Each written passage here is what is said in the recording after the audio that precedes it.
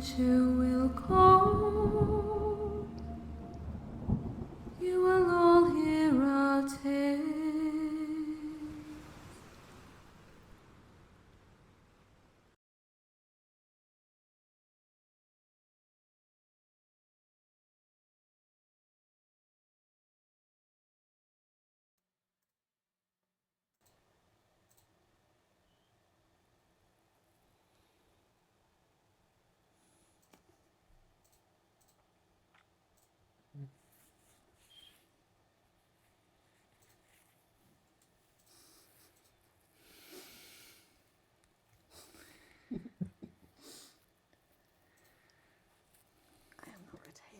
Okay, there we go. I think that is all set up. I hope everyone at home can hear me. You should be able to. Hello, folks, and welcome. I'll pick up my sheet of paper, then I'll remember what I've got to say. You'd think after 37 episodes I'd have it down by now, but I don't. Welcome back to the channel for the newest episode of our homebrew D&D campaign, the Chronicles of Iridica. Oh, no. We're professionals, gang. We have got a few announcements to get through this week, but before I get into those, starting with our usual love for all things Game Tea. We love Game Tea here. Game Tea are a UK-based company which makes a wonderful range of not just tabletop accessories, but all sorts of wonderful things. We did, for a little while, we were having a bit of a sort of product showcase going on, which we sort of drifted out of due to lack of time. But because of the fact that I am brought it in as my new drinking vessel, I'm showing off their beautiful, authentic, genuine Oxhorn tankard, which they currently have available on their store. So if you like drinking like a Viking, no hot drinks, cold drinks only, go check them out. They are wonderful and so big. It's hefty. It's got like gorgeous lines on it from being natural horn. It's mine. You can't have this one. I love it. But if you want your own, go to gametea.co.uk/Iridica or use code Iridica at checkout and snag yourself 5% off. And this weekend only, this will not count if you are catching up on the VOD in a week's time, but this weekend, the 7th and 8th of February 2026, if you spend more than £15, you get a free set of dice. So I'm assuming that the people who watch our stream and people who collect dice, the Venn diagram would be just a circle. So go get yourself some free dice. It's awesome. And while we're showing love, our love, as always, to tabletopaudio.com for being the providers of our background ambience. They have a massive library of free-to-use background music for all kinds of different scenarios, fantasy, historical, western, sci-fi, you name it. So yeah, we are always grateful to them for the use of their tracks for our stream. And our last and very, very important announcement, we have a guest at the table. Yay. Everyone give a big warm Iridica welcome to Max. Hello. You may know Max as we are absolutely thrilled to have you. You may know Max from the opening art gallery as the mad genius behind the full horse party artwork. So your YouTube channel is at, am I pronouncing it right? I should have actually asked beforehand, at Breos, is it? BreYos. So if you want to go check out some fun horse content, go do that, because, yeah. And of course, if you enjoy the shenanigans and you want to keep up, please like, follow, subscribe, delete as appropriate. It all helps the channel and it makes us feel all warm and fuzzy inside. So, all that said and done, last session recap. So, last session, the Twilight Endeavour began its 5-day voyage from Invribor, the capital of the Arcanum, to Fata Morgana, one of the larger cities in the nation of the Mirage Archipelago. With Leftfield and Erebus confined to quarters over the situation with Vasana/Cecina, Flynn organised a group therapy session under the watchful eye of ship's doctor Azanis, in an attempt to improve ship morale. Some feelings and frustrations were vented on all sides, with the group eventually settling on an agreement to work towards being a cohesive crew. Word was sent to the Skyfarers Guild about the real Basama's location, with instructions to meet them at Skyrain on the day of the upcoming mid-year charity gala. What I did kind of forget with all the other stuff that was going on was that you would have received word back from the Skyfarers Guild informing you that she will be meeting you there. The Endeavour came upon a skirmish between a trading vessel and a pirate ship, lending their aid to the traders. The pirate ship, the Beckoning Void, was crippled and left adrift, while the crew was put down and the captain taken into Leftfield's custody. After being questioned about possible involvement in a raid on Hespira, Leftfield enjoyed a moment of personal catharsis, bringing the captain's life to a painful end. Yeah, I thought so. No war crimes were made. No. You were in international skies. Oh boy. Throughout the remainder of the voyage...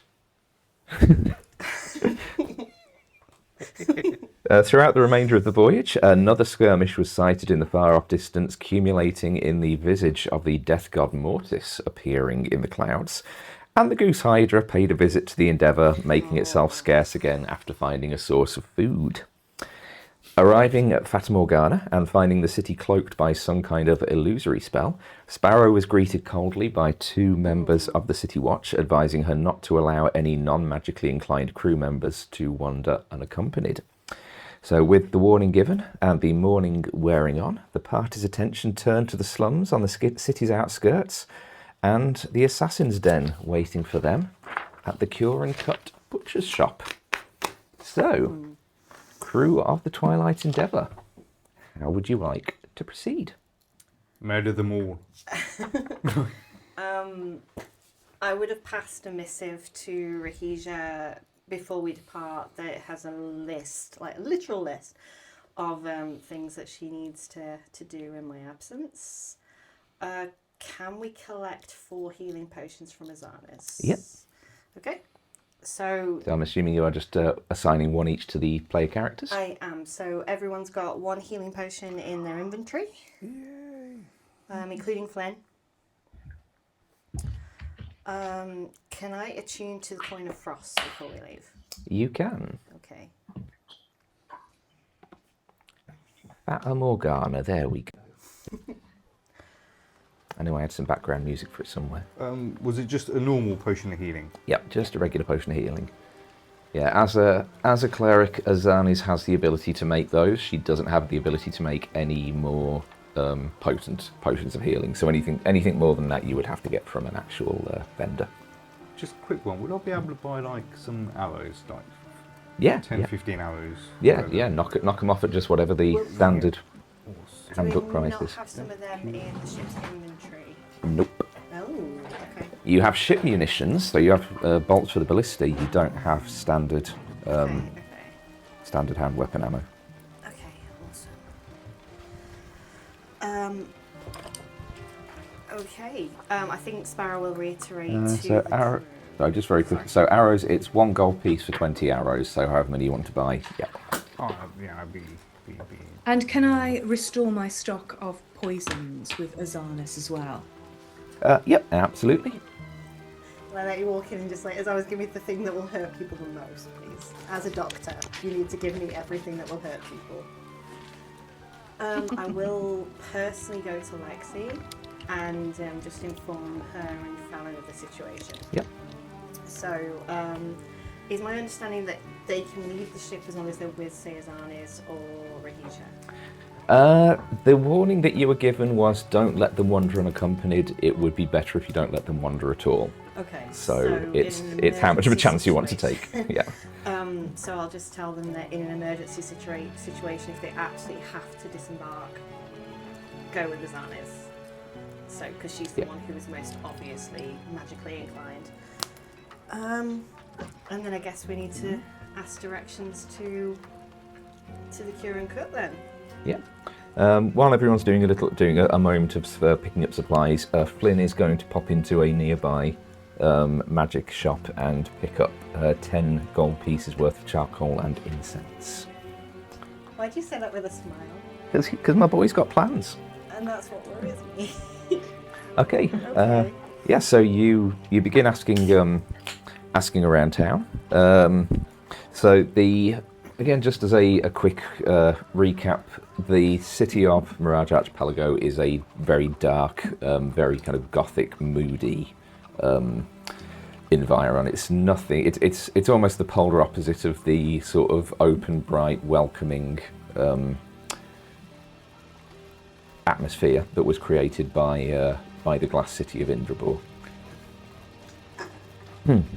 As you ask around, initially the first folks who you would have run into would be sort of the more, not necessarily wealthy, but sort of upper middle class folks who would kind of laugh a little, maybe derisively make mention of the fact that it sounds like the sort of place that would be in the slums on the outskirts. If you'd continue asking around and speak to, like the more lower caste individuals, like dock workers. I think Sarah would make a point to go and ask them anyway. After the first few, I think she'd be like, well, they would tell you. There we go. There you go. I've got a drink in my tankard now. I'm happy. They would advise you to head towards the Emberwood slums, the slums on the Emberwood side of the city. They would give you sort of rough directions that lead you past several streets of particularly run-down domiciles, and to take a left when you reach a tavern called the Hanging Sovereign. And down that street on the right-hand side, you would find the Curing Cut.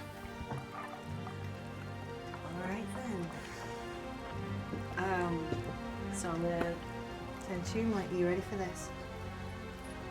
Are you in the right headspace for this? You're about to see people you know, and you're about to see them die. I'm ready to see them die. Can I do an inside check on Erebus just to see how Yeah. true that is? Well, that's a good start to the game, isn't Natural it? one? Yeah, maybe. Do you need to roll? No. Yeah, it's fine. It's Wait. fine. He looks quite happy to.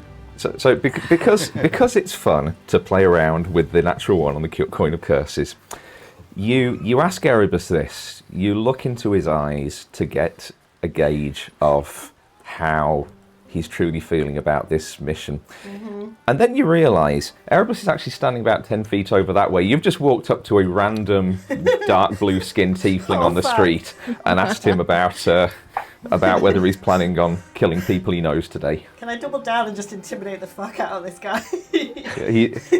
He kind of he locks eyes with you for a moment, not in like a staring down way, more just in a terrified to break eye contact way, as his like lowered lip starts to quiver slightly and he turns and runs down the nearest alleyway.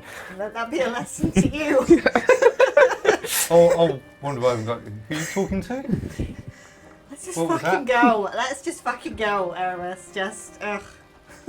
Are you ready for this? Well, I could murder someone right now, that's for sure. You're like talking to strangers. Are you right in the right frame of mind? My dear Captain and Mr. Erebus, we are about to embark on a mission. It will need a, shall we say, covert attitude. Just remember that in a place like this, normal is a good costume to wear. Observe the type of people around you. The arseholes, you mean?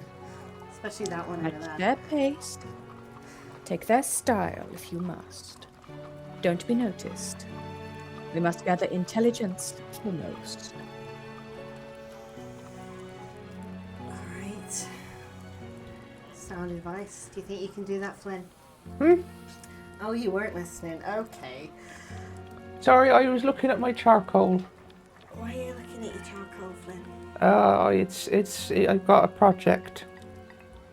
Okay. Do you know what?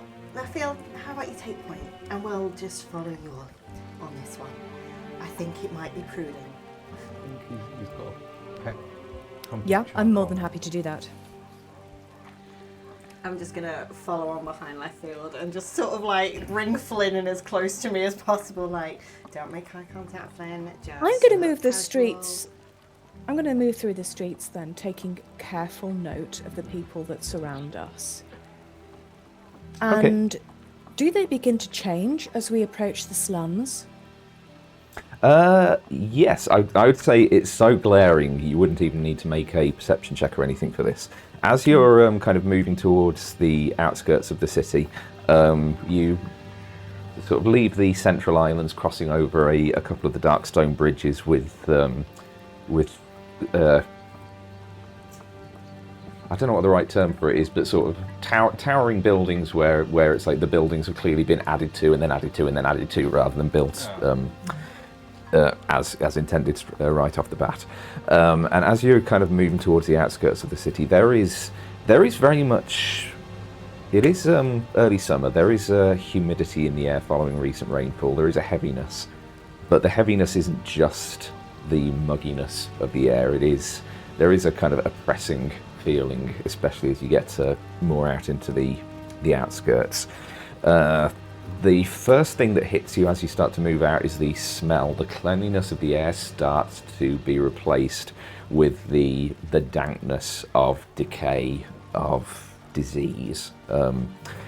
You see the tall, proud, dark stone buildings start to shrink down into more ramshackle, cheap plaster and cast-off wood domiciles.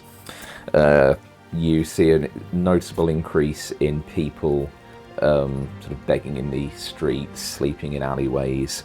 The kind of hacking coughs of people with some kind of sickness, just sort of tucking themselves out of the way here and there wherever they can get a bit of shelter from the weather. It very much becomes like the worst of Dickensian London as you kind of get towards these outskirts, and there is a very noticeable lowering of the sort of standards of dress from people towards the centre of the city, where they are absolutely walking around in their finest, to people who are just wearing sort of tattered hand-me-downs, things that have been repatched up. It is almost a completely different city on the outskirts than it is to the centre. Although Erebus hasn't been here in a very long time, would you be familiar with any of these parts of Fata Morgana? Have you been to Fata Morgana? I would have thought he would have been there. Oh yes, we did. Yeah. We did, yeah. Because I would say unlikely, because the folks who tend to dwell in these parts aren't really the folks who you send an assassin after. yeah. So, but if you are following the instructions of the directions of the dock worker that you spoke to, you would eventually come across a corner tavern. There is a sign hanging outside which has been graffitied. It bears the image of Sovereign Elusara, the monarch of the Mirage Archipelago, and somebody has painted in red paint a noose around the Sovereign's neck, and the sign which once read the Changeling Sovereign has had the C, the E, the L crossed out of it and scratched off, changing it to the Hanging Sovereign. Yeah, Sparrow's gonna like whisper over to Leffie and just say it maybe feel like these people are ready to do some killing of their own. It's disgusting if you think, born with magic or no, and then you end up in a place like this. Or I'm gonna nod back to where the main city is. It's like, how do you justify that? I'm sure you can. No. I'm the only magic user in my family apart from my dad. Does that mean they'd split our family up, put my sisters and my ma in here? Probably. Burn it all fuck down then. I mean, I was, in that respect, kind of lucky that my parents had at least some arcana, some magic abilities, but It's an accident of birth. It does not mean you should suffer the rest of your life. Not be able to get out, not be able to better yourself. It's just... It's unjust. Yeah, sometimes I think when you try and better yourself, you get punished for it. Especially in places like this. Do you think maybe we can turn our attention to that lot after we've done the Crimson Eclipse? Unlikely if you want to survive. I mean, people without magic abilities going up against a society. I know. I don't have to like it. Nope. Do you continue on to the cure and cut? Mm-hmm. Okay. I will stop left field just before we get there. Do you think Yes, maybe... my captain. Do you think maybe you should go in first? I don't know how we're going to approach this, whether we're going to have a legitimate contract to be made. Approach it like a client, maybe. It's a way to confirm that if the eclipse is underneath it directly or maybe halfway across town, we won't know until you make first contact. Shadow Splitter did say it was beneath the cure. I suggest, my captain, that we go unnoticed for a spell. That we observe the comings and the goings. Are there any natural choke points, Rob? Anywhere that people might assemble or have to move through that we could quietly monitor? It's down a, I'll say narrow alley. By the standards of the slums are a bit more sort of, a bit more compacted, a bit more clustered than the kind of more wider open streets of the good part of the city.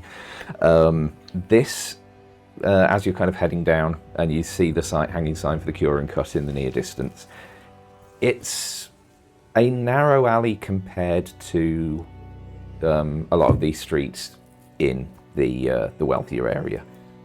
It's one of the, by contrast, it's actually one of the wider alleys in the slums. There are actually even narrower alleys down the sides of some of the shops and residences. But this is certainly a case of, this is a street where you can either approach from your end or the far end, and that's it. There are two ways in and out. In that case... Sorry, go ahead. No, sorry. No, go on. I was going to suggest that we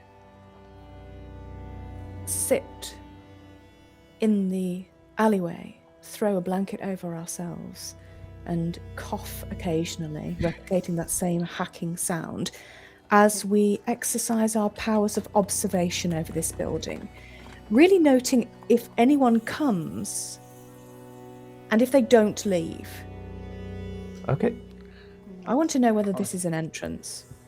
I can do a perimeter check. Well, just to sort of keep things moving, as you're kind of putting these ideas out there, the door to the cure and cut slams open, and you see this hulking figure. She has olive green skin, dressed in sort of a butcher's apron. She's large. She's very heavily built, but there is a lot of muscle there. It is an orcish woman, black hair, sort of slicked back in a sort of practical ponytail, and they are dragging, almost lifting another figure with them, which they just hurl out onto the streets. And the orc just looks down at them and just shouts, "And don't come back if you know what's good for you!" And she turns around and slams the door back behind her. Max, would you care to describe the figure that just got tossed out on the street? He's immediately going to scramble back up. And at first glance, you might think he's maybe an older gentleman. But as he starts speaking, it's clear that he's maybe around just 30 years old. And he is immediately going to turn back toward that door that has been shut on him. Well, this is highly irregular. A civil dispute does not justify physical ejection. We have not concluded our business, madam, and I will not heed your warning. Dare I say it? Damn you, madam. And he's going to like, brush off his coat. His clothes are not fine clothes, they're more practical. It's wool, like a heavy wool coat, like a wide collar.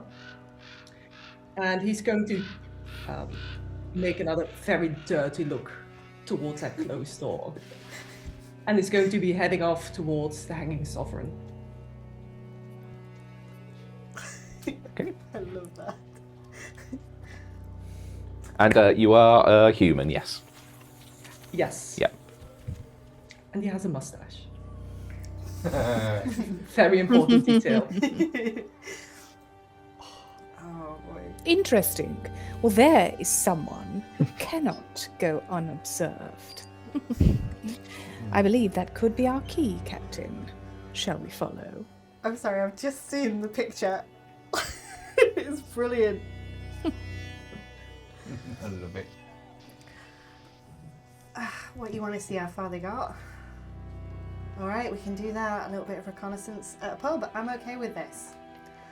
I mean, this individual would have to, because you came from the direction of the Hanging Sovereign, so they would have to walk past you to get to the tavern. So. Can I stand up and step in their way? Yeah. Excuse me, friend. Are you having a bit of trouble there? The man's immediately going to stand still. He clearly wasn't paying attention to the people around him.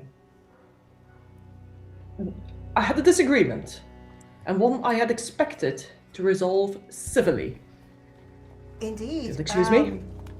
And he's going to try and move around you.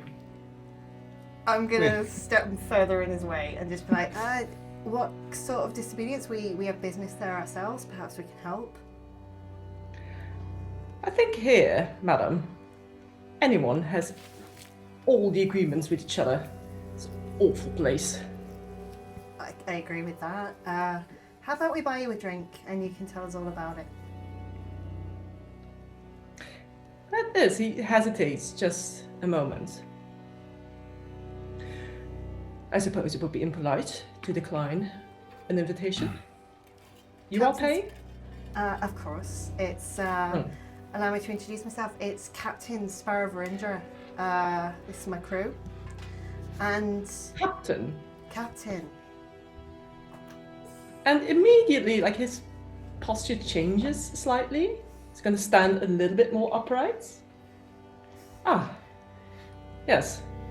I think that would be appropriate. So, am I right in thinking with the way you move and talk and present yourself, you seem very much out of place here? Would I be correct in assuming that? Yes. Yeah. On that, I'll be like, you're not from home. I mean, to be fair, all of you look out of place here. Yeah. You're not from around here, are you? Where are you from? No, of course not. And I don't intend to stay here for very much longer. I want this business resolved, and I'll be on my way. Perhaps we should go into the tavern, have a drink, and ask our questions there, Erebus. Yes. Leftfield, do you concur? I'm going to gently put my hand on the man's shoulder. You know, sir, I'm something of an expert at resolving disagreements civilly. Come. Yeah. The man, being all worked up previously, seems quite happy to be offered a drink at this point in time. Hello, I'm a powerful wizard. It's nice to meet you. As we move. Okay. As we move off, can I have a quick thing to see if we're actually being noticed or being watched or anything? Yeah, make a perception check. I mean, the man was shouting. That's one. Joy. I'm just, Please, Nope. We're getting all the ones out of the way now. This is a good thing. Oh yeah, that's a great start. Isn't it? I will step back to left field and just sort of incline my head very close and just whisper, the mind reading you do. Could you perhaps subtly see what our friend here is all about? don't we get into the tavern? I might not have a need for it, Captain, with some gentle questions. Oh, that'll booze. Let's try. I think I stepped in something.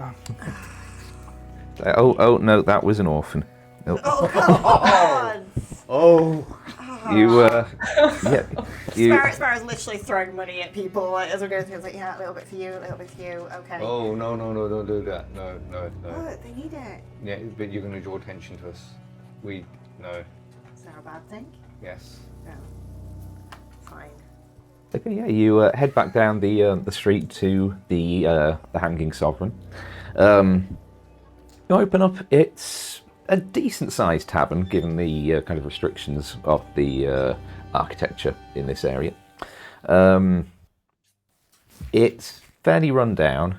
The furniture seems like a bit of a sort of mix mash of whatever it is that they could get their hands on, and replacing things when they get broken and patching things back up.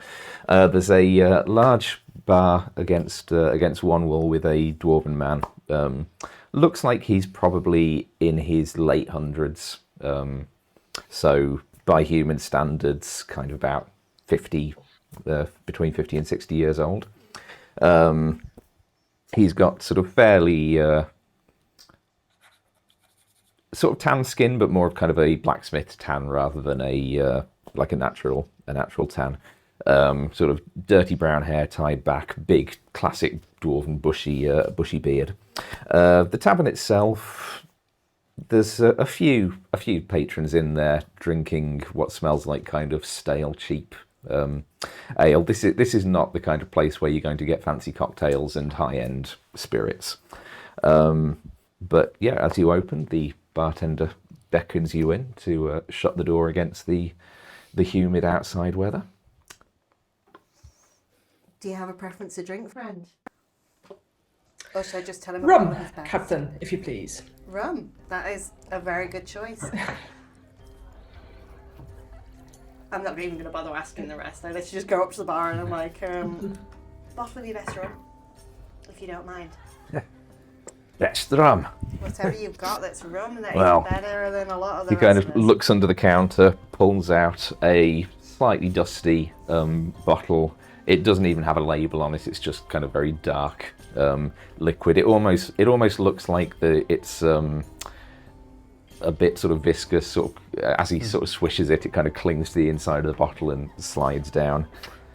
That's as good as you're getting in these parts. That's alright. How much will that cost me? Silver. Just a silver. Alright. And You're gonna be staying the night. do you know what? We'll take a room. Alright, 2 silver for a room. Do you know what, friend? How about 5 silver and you forget you ever saw us? Make a persuasion check with advantage. Oh no. With advantage, that's Yep. good. Yeah, you are. I hate all my dice. You are speaking the universal language, so. Natural 20, thank you, Frodo. Okay. I love my dice.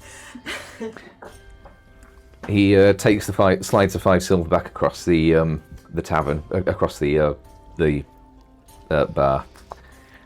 That's a terrible shame we haven't had anyone taking the rooms today. Isn't it just? Never mind, and he just slides a key back across to you. I take it and I just salute him with the bottle. And I'm gonna go over and say, perhaps we speak a little bit more privately. We've got a room upstairs if you're willing to come. If you don't mind, Captain, I prefer not to. That is absolutely fine as well. Please choose a table, whatever's to your liking. And the man is clearly settled down a little bit since his ordeal a couple of minutes ago. And he's going to sit down at one of the empty tables. And at this point in time, he is going to look at each of you in turn before settling back on Sparrow. It's a very colourful crew, Captain. Which vessel do you sail? They're the best. We did you ask what ship we sailed on? Sorry. Yes. Twilight's Endeavour. Merchant? No, Skyfarer. Skyfarer. Is that so? But we're not on the Skyfaring business. We're more of a personal errand around these parts, and I can't say my first impression of the place has been the best.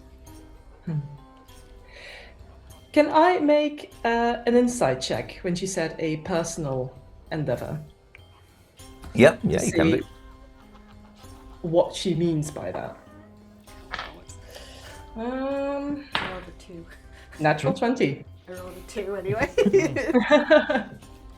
Yeah, I mean, from the I would say with that glaring of a difference between the Sparrow's role and yours. You know everything. Yeah, I mean, there's a limited amount that you can get from a statement like that.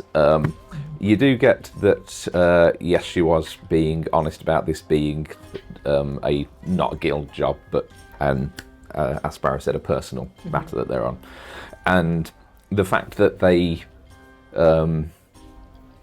basically accosted you on the way out of Cure and Cut. It paints a pretty clear picture that this group is here on some kind of business with the occupants. May I just ask, looking over your character, do I see any weapons or get a sense of what weapons you're carrying, or is that something I can pick up on? Yeah, I mean, I don't think you're like particularly concealing, are you? What you're No. carrying? So if you want to. So as he's sitting down, he wears like a long worn coat, and as he sits down and he like moves his coat back to sit, he does carry a sword with him, but there are no other obvious weapons that he's carrying or trying to conceal. Okay, is it like a short sword or a rapier or? It's a nice looking sword, a long sword. Okay, so it's like just. I should probably introduce you. This here is my security officer, my steward, and I'll indicate left field, and my brother, who's a morale officer. He's here. My name's Flynn. We have names as well. I think Sparrow just forgot them for a moment. Names are gonna come when people offer their own, Flynn. We've not gotten that That's far. not how introductions work, Sparrow. That You is should know that. Flynn, sweetheart, treat your room. Okay. Oh, am I allowed? All right. Yeah, okay. He's not wrong though, we haven't been introduced. I'm gonna go play in the charcoal for a bit. I hope that's not a euphemism. He takes his rum and just scuttles off into the corner of a room of the room. Alright, he's a bit of a fun one. But he's not wrong, we names are, you've got mine, you never offered your own. I suppose so. My name is Atlas, and I believe that is sufficient for now. Wow. And he is going to take a sip from the rum that Sparrow had brought. Do you find that to your liking, Mr. Atlas? Only isn't rum usually served with water aboard ships? He's going to take a very deep breath. I suppose the regular crew would have a thin down with water. Yes. Forgive my natural curiosity. I am a steward, you see, and I know an officer when I see one. Atlas is going to very briefly glance towards the sign at the front of the inn of the Hanging Sovereign. And he's not going to respond to that question. Simply an observation. Perhaps I'm incorrect. Only the way you stiffened your pose when the captain introduced herself, and then your choice of beverage, these things... Well, a perceptive person notices. I Am I believe a correct? perceptive person would also notice that the four of you stick out like a sore thumb just as much as I do. Not for my one head of on a trying. But if it's any concern, if it's any consolation, rather, I'm not here on business either. Now, I suppose it's not a personal matter either. It's... Sorry, what were you going to say? Sparrow's just glancing around the room as we're having the conversation, just noting all the patrons, if anyone's paying any particular attention to us. Yeah, make a perception check. I figure Erebus is all constantly doing that now anyway. 20. Okay. Yeah, make one as well. Sorry, carry on. 19. And is this not personal business you're on? Butcher shop is, well, if we're going to be perfectly honest here, that was our destination until we saw you come out of it. Did they not serve you well when you asked? Perhaps you had a very specific order in mind.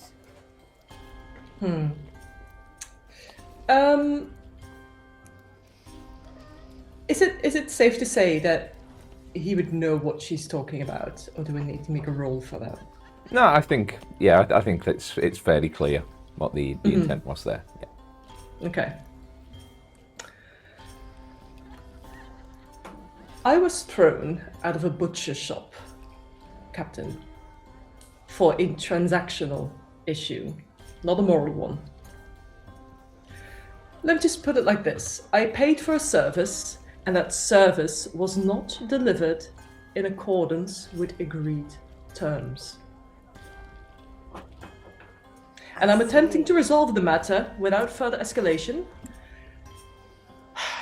But as you can see, my endeavors are proven not to be very fruitful thus far.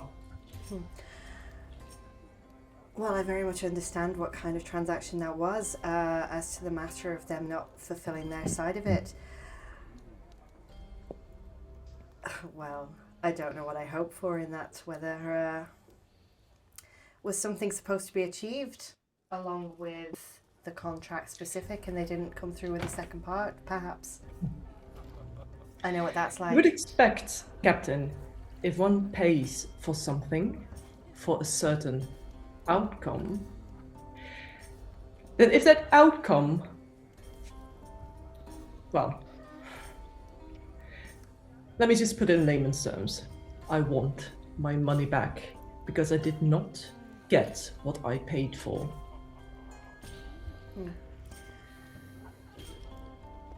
A steward of mine, what do you think of all this? Perhaps our friend here is on the same page as we are. I believe that butcher shops routinely deal in death, my captain. But it sounds as though Mr. Atlas here didn't get quite the carcass he was expecting. Two-handed cut was less apt than it should have been. Is that correct, Mr. Atlas? Well, I expect professionals to honor the terms that they've set, and if they don't, then they are no better than thugs with knives. And what do you intend to do about it, sir? I'm not quite sure yet. I tried to speak to them earlier, but as you see,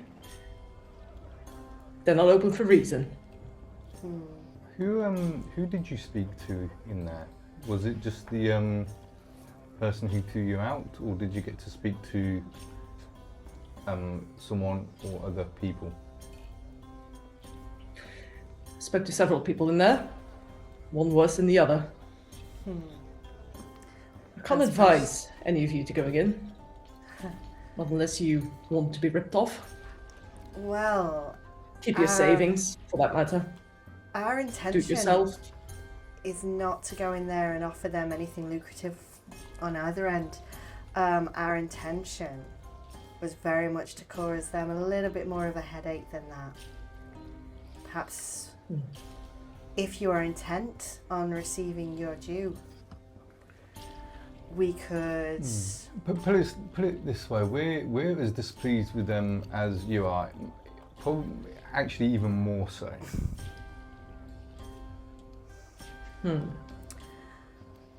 I don't believe I've caught your name, sir. Mine? Yes.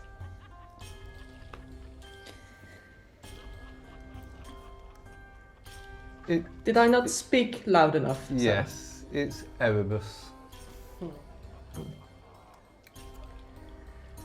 And he seems satisfied with that answer and is going to look towards left field next.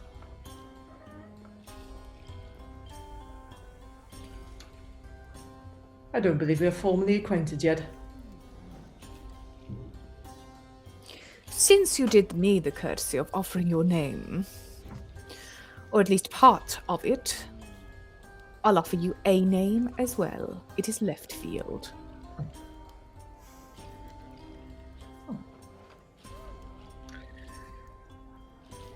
Very well. What are you offering, Captain? Well, you may have intelligence that we would like, and in turn, we are very much intending to go in there and, well, let's be honest, cards on the table. We're going to make sure they cease to exist. I do not begrudge you what you hired them for. People have those needs. I've considered it myself many a time. And there are other places you can go to seek, well, completion of that sort. But this one in particular, they're not going to be here after today. So, is there anything of help you can provide us? In turn, we will help return what you spent to you. And perhaps we can point you in the direction of someone a little bit more capable of achieving what you ask. I know my steward here has Or at a least friend that a could lot less potentially give you what you choose more professionally, cleaner. Does that seem fair? I would say that seems fair. However, Captain, I think you misunderstood. You see, I no longer have someone whose name I want to write down on a contract. You see, I was going to the Cut and Cure about a bit more than a week ago today. In order for them to help me with someone whom I've tried to deal with myself previously, all according to the books. However, as I paid for my service, a few days later, an accident occurred.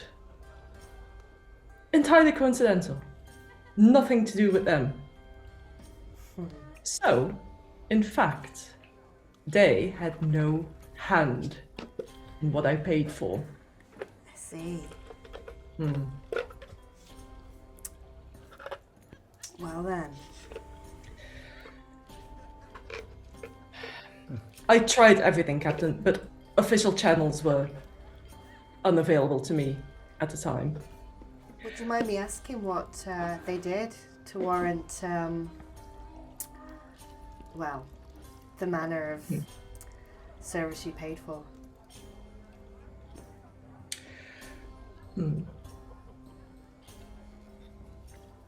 Purely so I know who I'm dealing with, what kind of person you are, who would put forward that kind of contract. I'd rather know it's not a petty squabble and more something a little more serious, if you understand. Forgive me, Captain, but I'm not here to be interrogated. It's not an interrogation, it's a friendly question. I want them dead because they have been hunting my uncle, who is sadly no longer with us. But they also have hurt a dear friend of mine as well. And, well, let's just say we would like some retribution on that. Mr. Atlas, may I ask you a question? You may. What manner of accident befell your intended?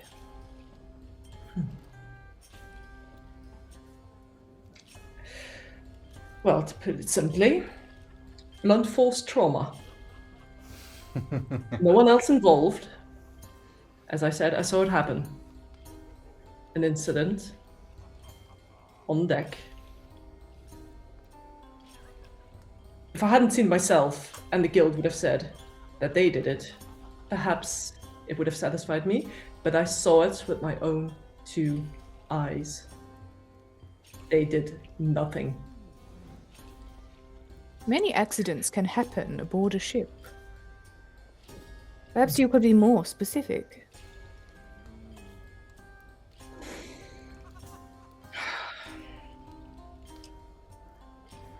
My adversary was a colleague, as you might have guessed. Absolutely insufferable man he was. Insufferable.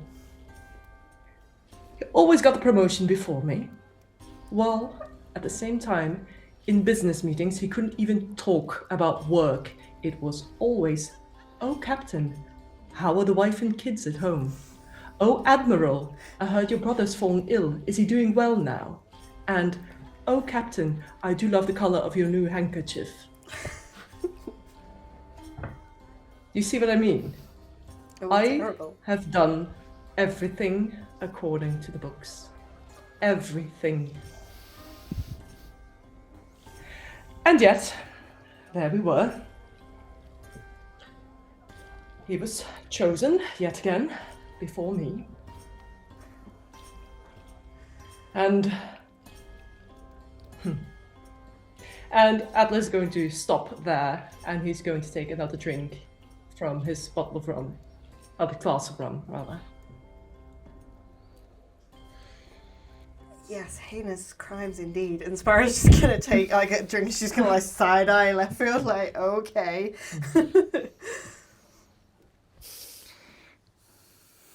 Yeah. So your boot-licking adversary, how did he die? You keep us in suspense, Mr. Atlas. In order for me to tell you how it happened, I would have to explain to you where we were. And at this point in time, I cannot make that disclosure. Why not? Because that, Captain, was part of my business. Well, we've been nothing but friendly, and if you would like our assistance in this matter, then perhaps my steward here would like some answers. I trust their judgment. You can trust us to keep your secrets. After all, now you know us, you know our ship, you know the names of some of us. There's a lot of damage that can be done with that. Especially seeing as you've gone out of your way before to take out a contract on someone you considered a colleague. So seeing as you hold a lot of the power in this conversation, perhaps letting us know a little bit more won't hurt you so much.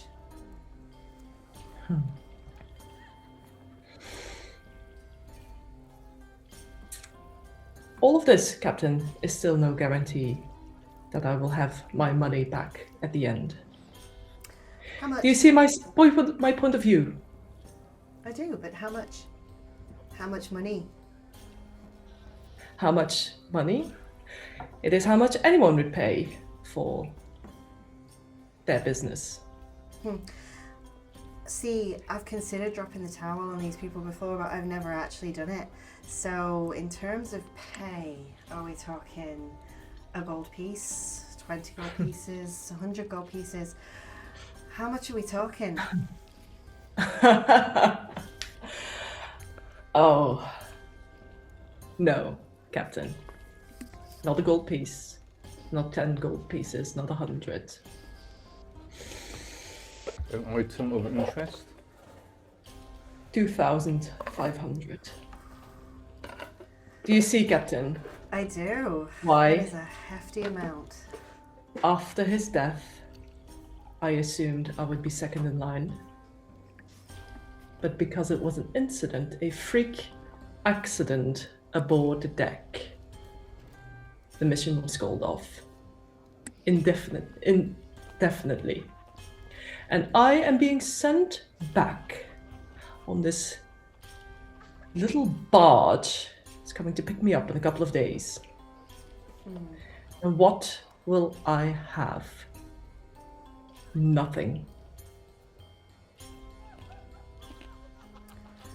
Well, that is a predicament, isn't it? But again, for the sake of 2,000 odd gold pieces and people to help you reclaim it, not asking you for a fee to do it either. We're absolutely offering our services here. We My potentially captain, need a bit more information. If I may, Of course. this man does not want his 2,500 bloodied gold pieces back, do you, sir? You want something else. You want to be captain.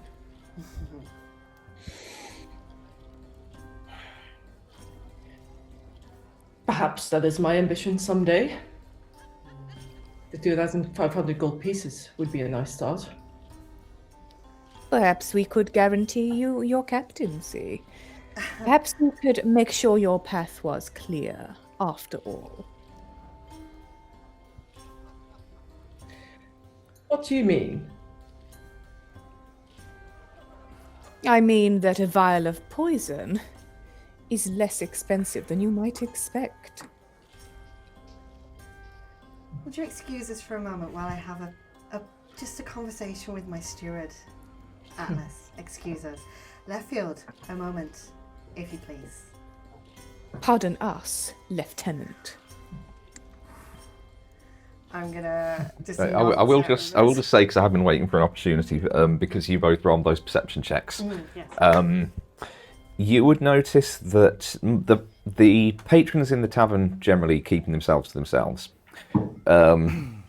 Flynn, over in the corner playing with his charcoal, has drawn a few glances, sort of flicking that way. But that's all. Okay. Sorry, carry on. I will make a comment as we're walking, perhaps just to a side corner or whatever, and I'm just going to say, well, Flynn's a more effective distraction than I expected. That works. About you offering up assassinations on innocent people as part of this, do you seriously intend to go through with that? I don't My find this dear funny. Captain. No, that is evident. I would offer anyone anything if I thought it was going to get me the information that I needed. This man is motivated by a need for power and respect, so I suggest you give it to him. Copiously, if you want to know what he knows. I want to know what he knows. I don't want to murder innocent people for it. Then there is perhaps another way that he can become captain. Well, looking at him and what he's talking about, being a decent fucking person wouldn't be a bad way to go on this. And, not murdering someone who is a decent fucking person because they want a promotion, that does not sit well with me. There I can don't be know many how. types of captain, you know. And he's the kind that I'd find on a pirate ship. That is the kind of captain that should not be a captain. So it would seem. And yet, here he is. So you can continue to offer him a reimbursement, but you might find the wheels more easily greased by the promise of control. Then let's you and me come to an understanding between us then. If there's any poison going around here, I would very much like it kept in reserve to see what kind of a man this one turns out to be. If we are going to let him walk out of here, I will not allow him to walk out and onto the deck of a ship to command the souls beneath him. Do you understand me? I do, my captain. Believe me, I have no love for a man that cannot dispatch his rival by his own hand. After all, a sword or a bullet is cheap and a duel is most honourable when someone does not interrupt it. Oh, mic drop. I know, right? Sparrow does smile a little bit at that. Again then, I defer to you. Would you mind looking in their head if you get the opportunity? I will, Captain. Shall we return? We shall. While they have that conversation, I'll turn to Mr. Atlas and be like, you said you saw other people in there. Who and spoke to other people? Who did you speak to? I saw several. I only spoke to a couple of them. He wants to swear, but he swallowed his words. I'll let it out. That woman that you must have seen. She's the one that you see first, standing behind the counter. And then there's several more once they let you through. There's two big ones. Brothers, I think. And lots of urchins. But you saw two big Goliaths.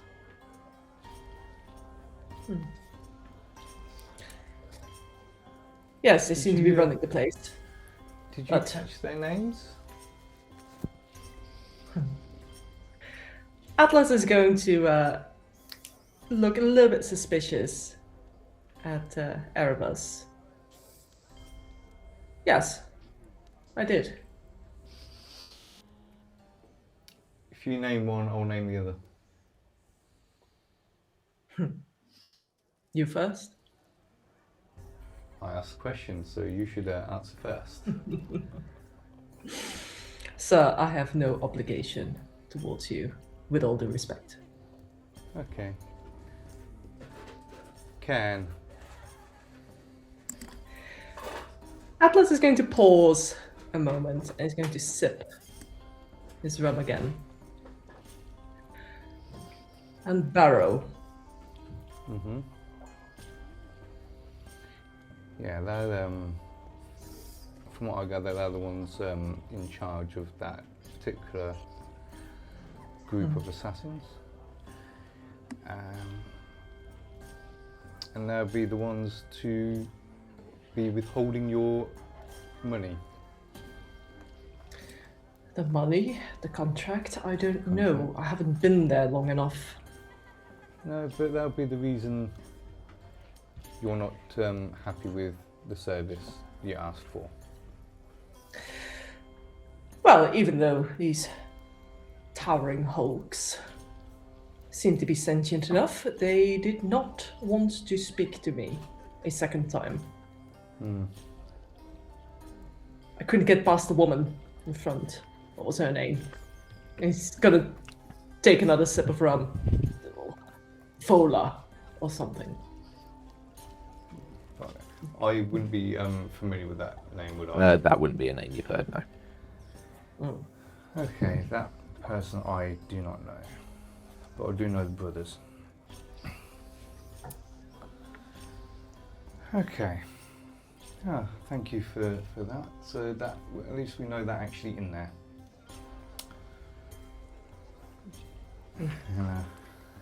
How soon do myself and Leftfield make it back to the table? I'd say probably about that point. Yeah, you had a good little chat before you came back, didn't you? Do I ever hear the comment about urchins? What's your passive perception?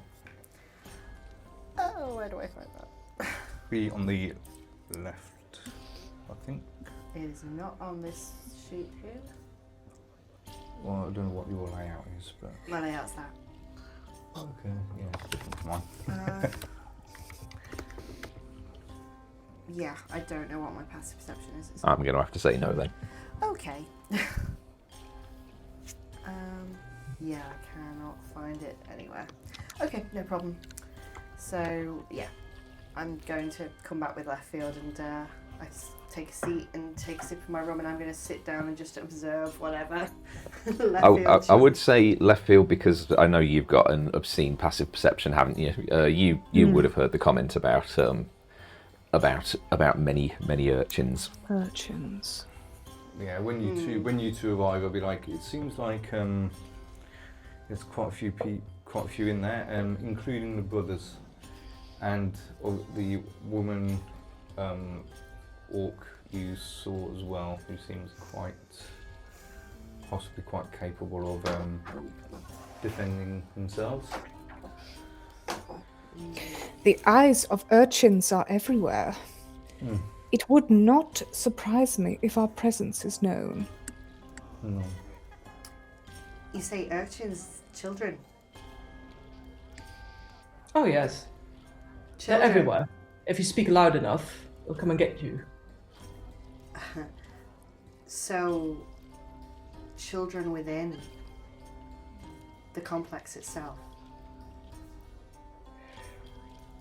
When you say children, Captain, I meant boys, young men, some as young as 8 years old to maybe 15, 16. Old enough to be midshipmen, young enough to be powder monkeys. Well, some of us don't have such a militaristic idea on children.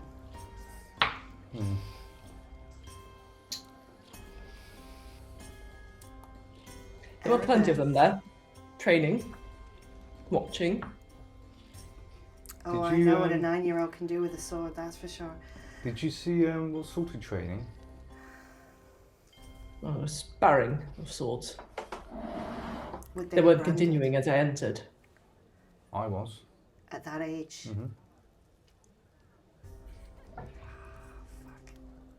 This complicates matters.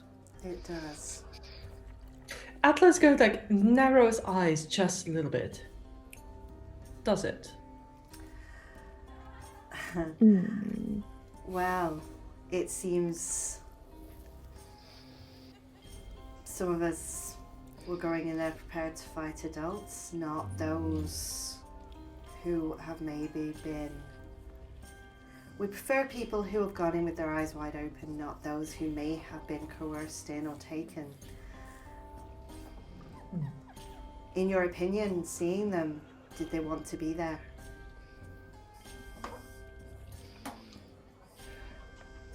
I didn't pay them much attention, Captain. But the one that spoke to me first seemed eager, convincing, and loyal to anyone who feeds them.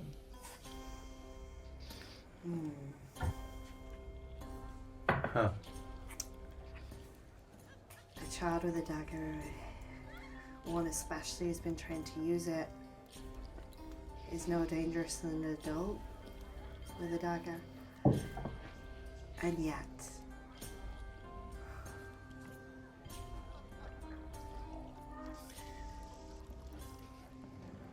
You won't be able to just walk in convincingly. I mean, there's one idea. what's that? You speak up a bit.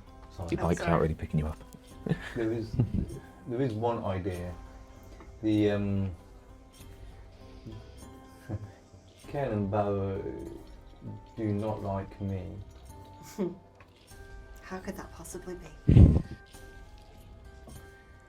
Well, there used to be 3 of them. You could use me as bait. That might draw at least one of them out. But I'm not sure whether taking it to the streets is such a good idea. No. Although That is not a good idea.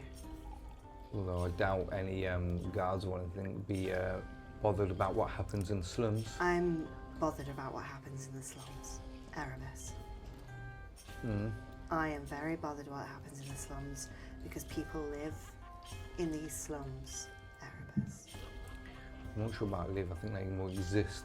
And yet the wars we fight should not spill over into their streets. No. They are taking advantage of the desperate people here. Perhaps that's why there's so many children down there. I will not have cause to make their lives worse. Do you understand? Yes, that's why I was thinking of drawing them up. Up But- is into the streets Mm-hmm. It's away from the children that are down there. and into the families that are up here. I'm sure they would run the moment things kick off. I will not be the reason innocent people run Erebus. I will not. It is not on the table. So, what then? Take me into their den? Mr. Atlas, do you have a rank I can refer to you by? It feels very rude to just call you by your own name, even if it was one it was given. I'd like to give you all due respect.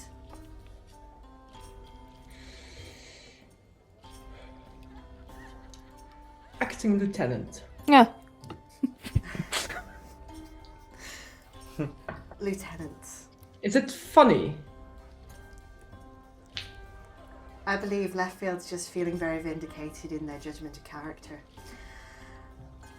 Lieutenant, if you have any intelligence that you would like to share with us further than what you already have about layout, about people, and also if you would like to accompany us to root out those who have wronged you, then we would be very, very glad of the help and the intelligence. I think you've gleaned what our intentions are. Are you on board with those intentions, or would you just like to be paid, or as my steward has so rightfully said, have means to climb to a position perhaps better suited to yourself?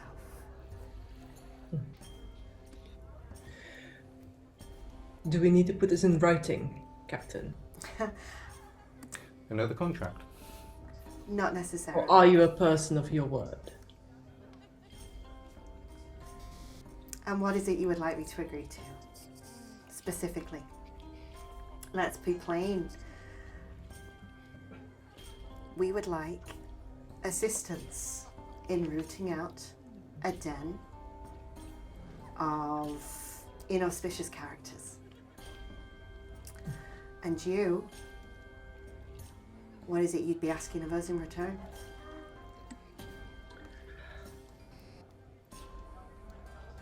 Well, I would like my 2,500 gold back. If it's going to help me on that little barge that they want to put me on. However, and he is going to look towards left field. If you might hear of an open position that I may apply to, I'd be happy to hear it. I can make you a captain. I can make you a captain tonight, if you wish. What do I pick up on that statement? Is that a veiled threat towards Sparrow? You can make an insight check if you want. Yeah, I would like to insight check Wait, that what? actually. Yes, Sparrow downs a room a little bit like. Yeah, left field, just give me a general charisma roll. So that's a 16 on insight. I'll beat you on the dice. It's a 17 and Yeah, dirty 20 in total. yeah, you get nothing from left field. It's like, just a bit suspicious, just like, Sparrow just Can't tell. eyes left field and is just kind of like, You're all staring at me. yeah. Atlas is going to stand up. Right? He's going to, again, look at each of you in turn. And he is going to offer his hand towards Sparrow. Agreed, Captain. I'm going to look at left field, and I'm just going to give them the slightest inclination of my head in questioning, just to see if this is something. The minute they give me the nod, I will hold up my hand. Agreed. Thank you, Captain Sparrow of the Twilight Endeavour. Thank you, You may- Lieutenant. You may count on my assistance. And he's going to sit back down. In that case, can we all agree to move this to a more private room to have this conversation? If you'll accompany us, Lieutenant. And I'm going to stand up and I'm going to back into Flynn. We have your promotion to discuss. As they all look at each other, I'll just look over at Flynn. Yeah. Flynn's kind of just still sat in the corner. I think it's been about enough time now, actually, that you just hear and he kind of, Did you give birth? with a little bit of stiffness from having been sat on the floor for so long, he kind of gets himself to his feet, brushes himself down, reaches down and picks something up off the floor, no. and he turns around and he's cradling an octopus in his arms. The octopus does seem to have a very kind of dapper handlebar moustache, not dissimilar from Atlas's, and he just comes over and sits down at the back at the table with his octopus. Flynn, Yeah. who's that? Oh, I haven't asked his name.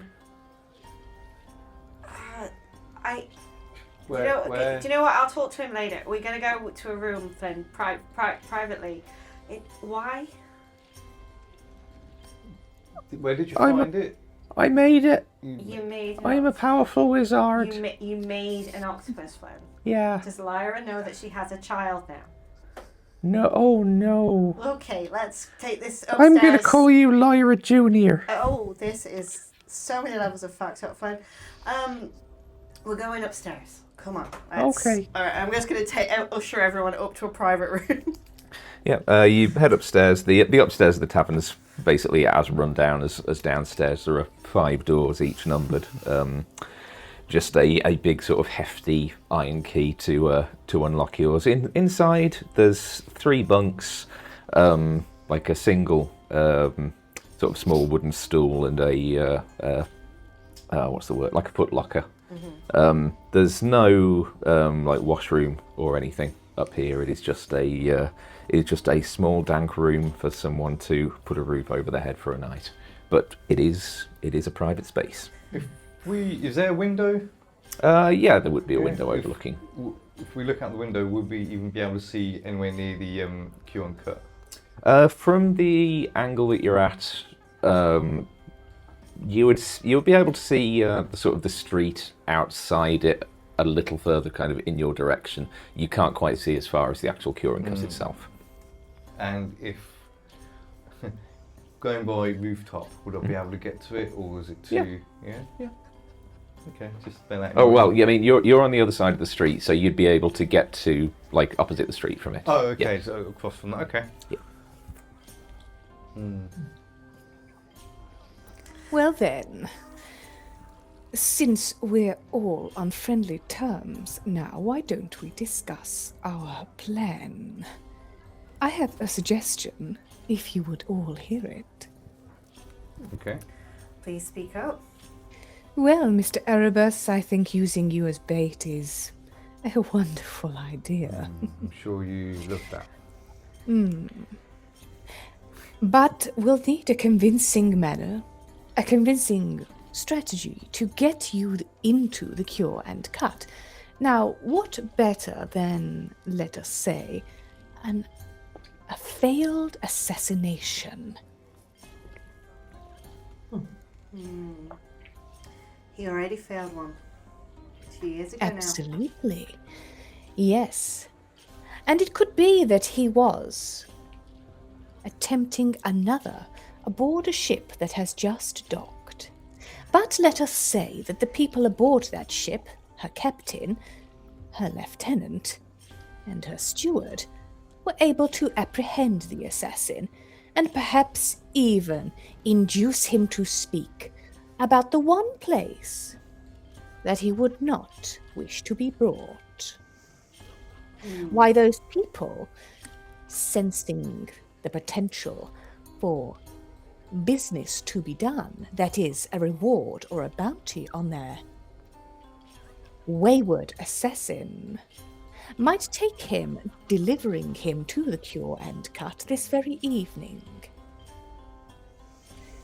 There is, of course, the small matter that Mr. Atlas, a lieutenant, has been seen, but we can remedy this. Captain, may I borrow your hat? The hat was spent in pavement already. Unfortunate. My concern is how much of the brothers know about my situation of delaying of served aboard the Endeavour. The chapter house was not where I was not the one in Fata Morgana. It was in Miragora.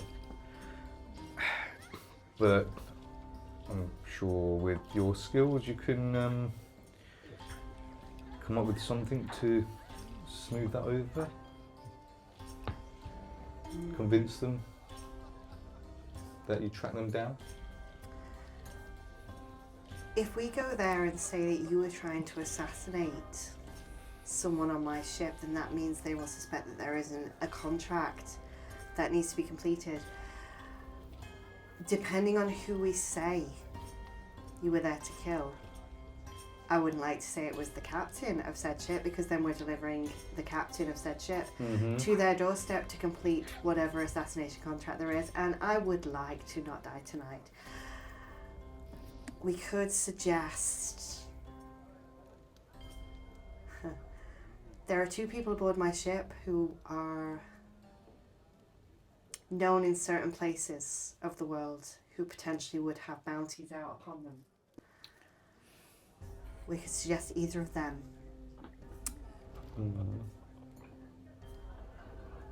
And it wouldn't matter because after tonight all the ones in there will be dead.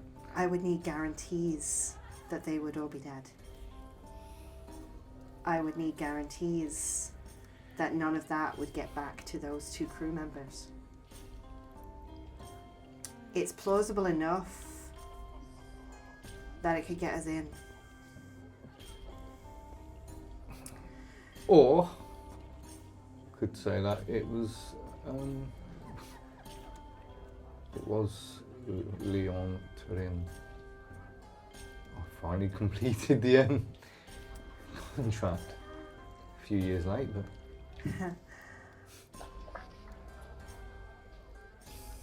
There is a part of that contract that is not complete.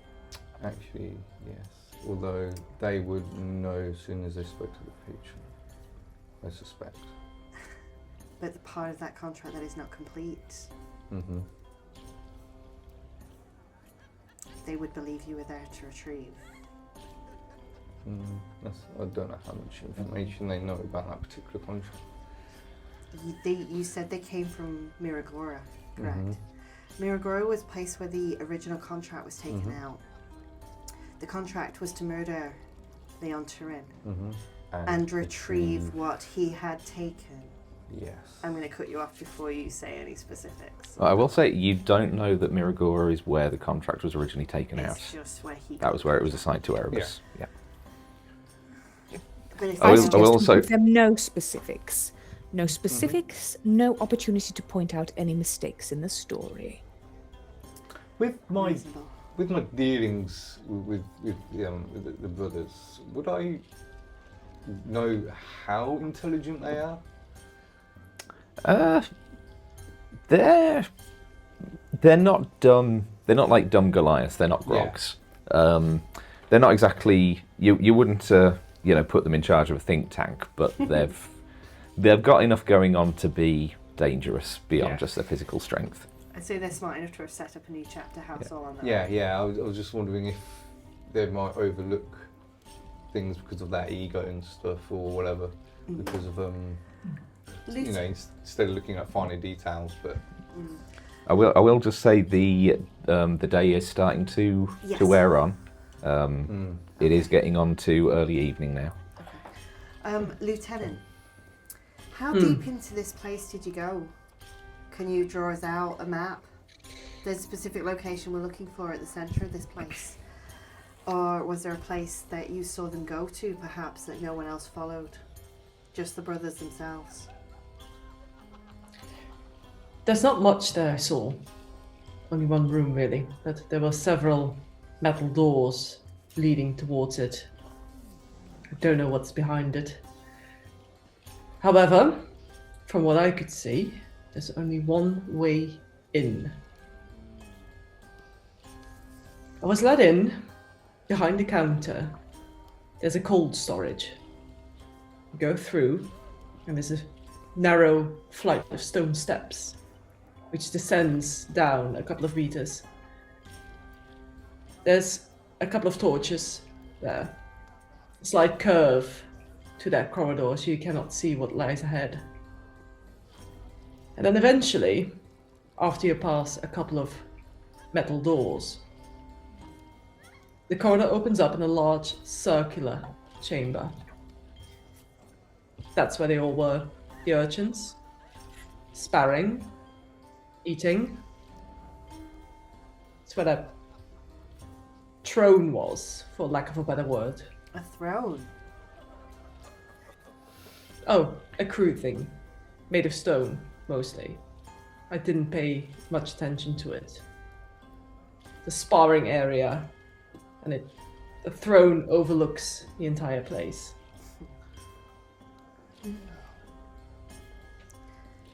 And then they left through another door, or they entered through another door.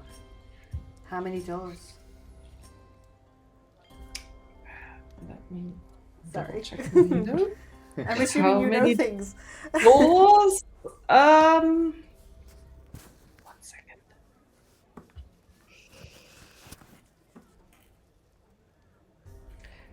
One door directly to the right as you enter the corridor. Mm-hmm. And there's 3 doors on the left side. And So that then you is- enter the large circular room with the throne, the sparring area. And behind the throne is a passageway. The passageway is hidden behind a banner and leads you to an office. I don't need to spell out what the office was for. And were there any exits or entrances to that office that you saw? Apart from the one you went through? There was a single corridor from the circular room towards the office and then leading further into a tunnel. Alright. That's our destination. That's where we need to go. Mm-hmm. So, to business then. We stick to Leftfield's plan. We offer Erebus up as bait. The children. How do we get them out of there? No child will survive even one of my weakest spells. Do we evacuate the place first? Leftfield, do you have anything in your specialized arsenal that might... Yes, Captain. As a matter of fact, I do have the solution to the problem of urchins in my inventory. And Leftfield is just going to produce a handful of coins. Well, that's certainly a plan. But if they are brainwashed, if they are branded, and they are very much part of this place that possibly housed them and fed them when no one else would, do you seriously think they'll be paid out of that? Captain, with all due respect, the youngest one was 8. He can make up his own mind. And that's what I'm worried about.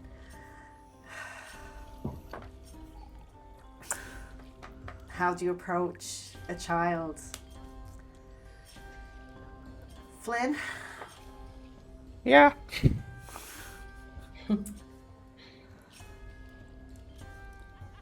Could you perhaps be a child and speak to a child and get them to leave?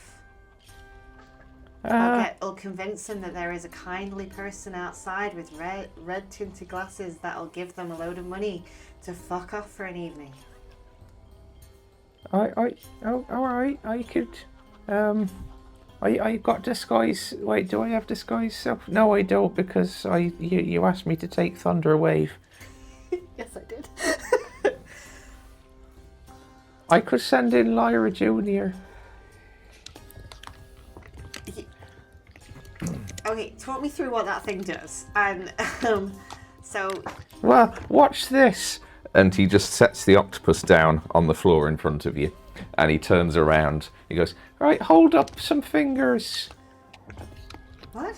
Hold up a number of fingers. You're holding up one finger and you're being rude. That I am, Flynn. That's an impressive trick. So you're telling me how far ahead can this thing go that you can see? Well, quite a long way. It's going to be very slow. It's probably more suited to aquatic terrain. So why did you choose an octopus, Flynn? Well, he's cute. Well, all right. New plan. Maybe we shelve that for another time. Would you like to lick it? No, thanks. Flynn, I feel like if it's sentient enough, you should ask it for its consent first before you offer it to be licked by people. That's fair. I don't think we should scare it though, because it might ink everywhere. Oh, you wouldn't do that, would you, Lyra Jr.? Okay, I'm sorry I asked. So, I turned back to left field and Lieutenant Atlas. So, left field, how do you propose attempting to offer these children money? If we're already in there, they'll already be attacking us, they'll be on guard. Do you think you can even have a moment to talk sense into them? Or just scare them the hell out of there. Or do you have some kind of incendiary device that can, I don't know, smoke them out? Children get scared easy. My advice to you, Captain, is quite simple. We leave a trail of coins up to the surface and ensure that they are scattered in the room, the throne room. The urchins should follow. I should imagine they are motivated well by the thought of no longer being impoverished. It is true. And coin. However, if any urchin proves intransigent to the notion of leaving, I can act as the Sandman, so to speak, and...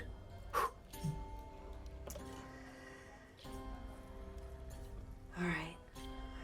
My stipulation then, in this attack, we do not harm a child if we can help it, but we very much appreciate that they are threats in their own right. Non-lethal. If we can lure them out, we do. Then we go in. We offer you up. I would suggest with brothers, they like to get up close and personal. So if you can keep your distance. I like to get up close and personal as well. They hit hard. So do I.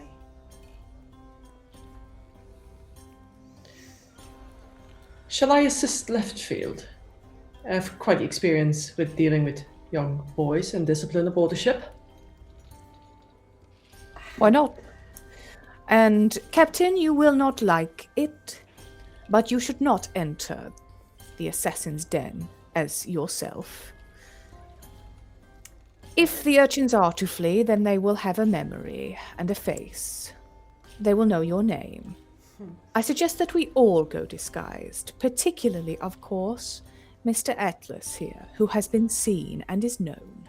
We must be anonymous members of the Twilight Endeavor, or perhaps even some other ship. You must not compromise your identity, not if you are insistent on leaving witnesses, Captain. And so that brings me to my promise. Mr. Edlis, I said that I could make you a captain this evening. And I'm going to open my disguise kit on the bed. Let us begin. Okay, it has just gone 9 o'clock. So this feels like it's a decent place to stop for a quick break. So we're just going to take 15 minutes, just stretch our legs, use a bathroom, and yeah, when we get back, I think it's time to finalise what it is that we're doing, lest this just turn into an entire session of planning. So don't go anywhere, gang, and we will be back in a few. Bye. No.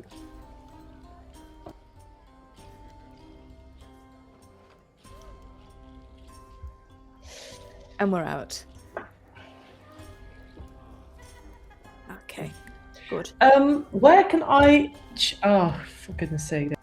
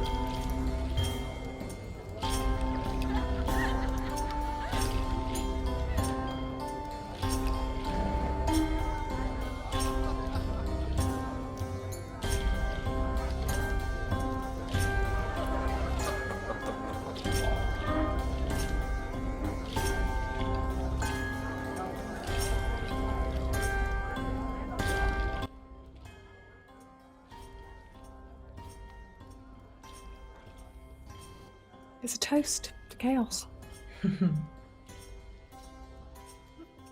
I don't mean the abstract concept, I mean the literal Okay. tabaxi. And we are back. Oh, thanks. So when we left off just before the break, we were just formulating our plan for making a move against the Crimson Eclipse at the Cure and Cut Butcher's shop.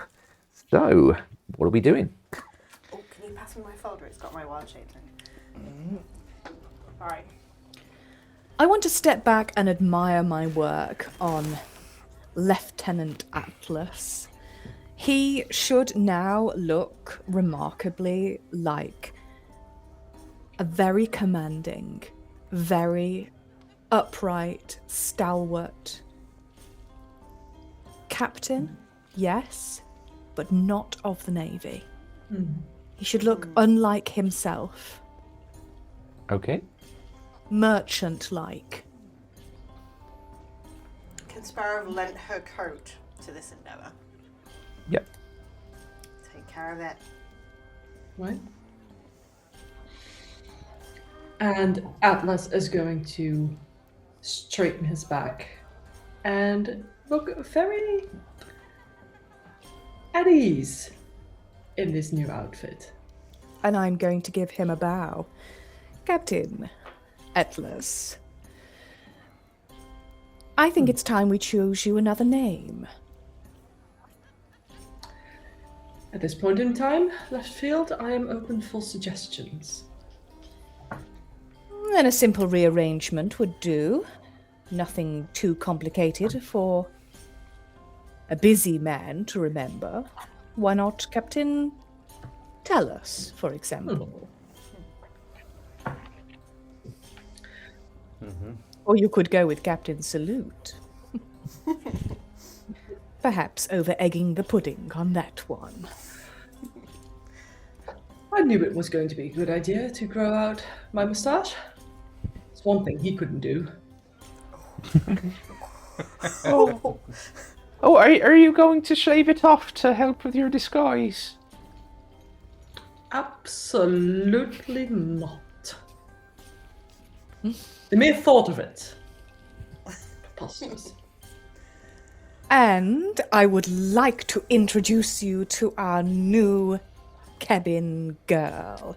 She is really fit for doing nothing except swabbing the decks and holy stoning the boards, and perhaps retrieving oakum and culk from between the planks. But nonetheless, she is strong and otherwise physically capable. The former Captain Sparrow. You say all those things like there's something to be ashamed of. I've done all of those things very recently, and I continue to do them as captain, so I'm sorry if you feel that those things are beneath you, left field. Yes, I'm we all quite need to happy start as I somewhere. And a name for you. I rather like Rosebar. Roast It bar. sounds, well, deliciously low, doesn't it? Then call me Ro, if you must.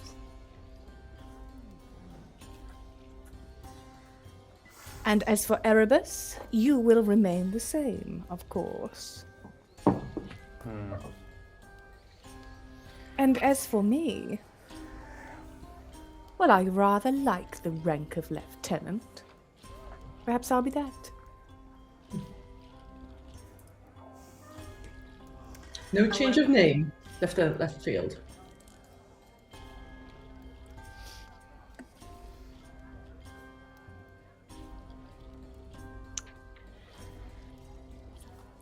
Not necessary if you don't say it. I'm Flynn. I was about to ask, what about me wee brother here? Niffle. I'm going to Niffle. approach him. Oh no. Ah. The most lovely canvas for an artist like me.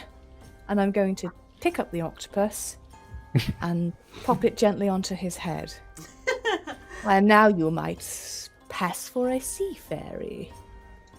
Oh, that's very nice. And my name will be Coral. I'd rather like Finn. Oh, that's very clever. Oh, boy. Well, I am very clever, Finn. I look like a mind flayer now. Oh, Yes. Flynn, no. Oh, no. That's nightmares I did not need. All right. Then you're are in we charge. all quite clear? Finn, Ro, and Captain Talus are about to deliver the failed assassin Erebus. And they do so in order to see what might be earned, for all of them are merchants and mercantile in nature. I agree with all of this. We're clear on our objectives, yes? Quick Understood. point thing. Disguise self thing, just to not obviously disguise myself, but just to make it look like I'm a bit beaten up. All right. Couple I of do, bruises and stuff. if we can, I would like this chapter house to be gone by morning. If we cannot, I understand. But I would like to render it, at least its leaders, as impotent as possible going forward. Agreed? Remember, we are also here to gain further evidence. It's always at the forefront of my mind. Maybe we could just preserve their heads because we have a Well- way of talking to them. I have to speak with. I'm a powerful wizard. All right then. Do we go now? Does anyone need to rest? I'm ready to go when anyone else is. Does anyone need to rest and recoup anything before we leave? I'm No. fine. Okay. Ready? There's no time like the present. Then let's do this. In and out. I want this over quick. Do I need to be bound? Come, you little skivvy girl. I'm going to give Barrow a shove between the shoulders. Now, left fields. Whatever Lost your fantasies you're bucket, have you? whatever fantasies you're working out here, I feel like we need a safe word before we go in on this if you're going to carry on like that. How brazenly you speak to your new lieutenant. Oh, there's going to be a reckoning come morning. Let's go. Okay. Yeah, you head downstairs. You get a bit of a strange look from the bartender as you all leave, looking distinctly different than when you went up, and with Flynn having an octopus on his head. You never saw us. I'm going to put another gold. I'm going to put a gold on the counter and say, the room stays clear. You did not see us. Come or go. He slides it off, gives you a nod, Okay. and yeah, you head out into the back into the street. It's only a couple of minute walk from there to the doorway of the curing cut. It's not a particularly large building.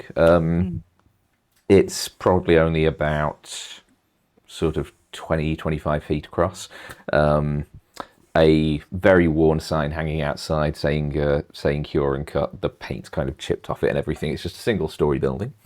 You enter, I assume? Well, we're dragging Erebus as well. Yeah. Okay, yeah. Yeah. Erebus, I assume you're going to pretend to be unconscious and beaten to a pulp. Yeah, maybe like kind of dazed, kind of like Yeah. not quite with it. Yeah. I would hand my short bow and arrows off, I guess, because obviously don't want to look. I'll be carrying them like they've been confiscated, basically. Yeah, I still have my daggers on me hidden, but Yeah. Okay. Okay. Yeah, you open the doors to the butcher's shop. Inside, it's a little bit nicer than sort of the interior of the tavern.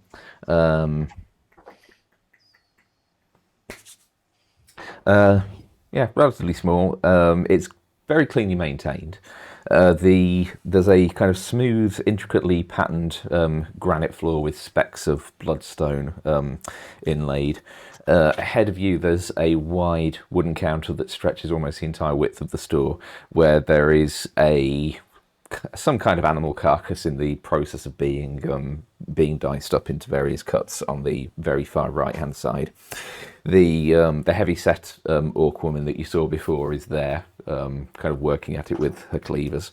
Behind, you see about 2/3 of the wall behind her is a steel-plated wall, which presumably marks the cold room that Atlas had mentioned. There's kind of a heavy bolted door set into it, and then just off to the side of that there is a small wooden door which leads off into a different room. As she sees you come in, she sort of looks up and she goes, "Right, you all look a little bit fancy for these parts. What could I help you with?" I believe we have found a carcass belonging to I you. told you not to come back. I was very clear about that. I have good reasons to be here, madam.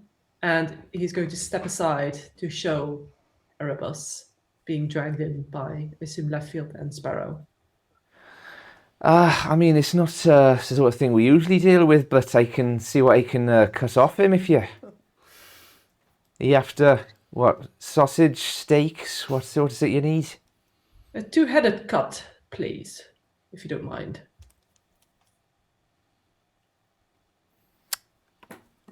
She kind of fixes her eyes on you for a few moments and puts the cleaver down.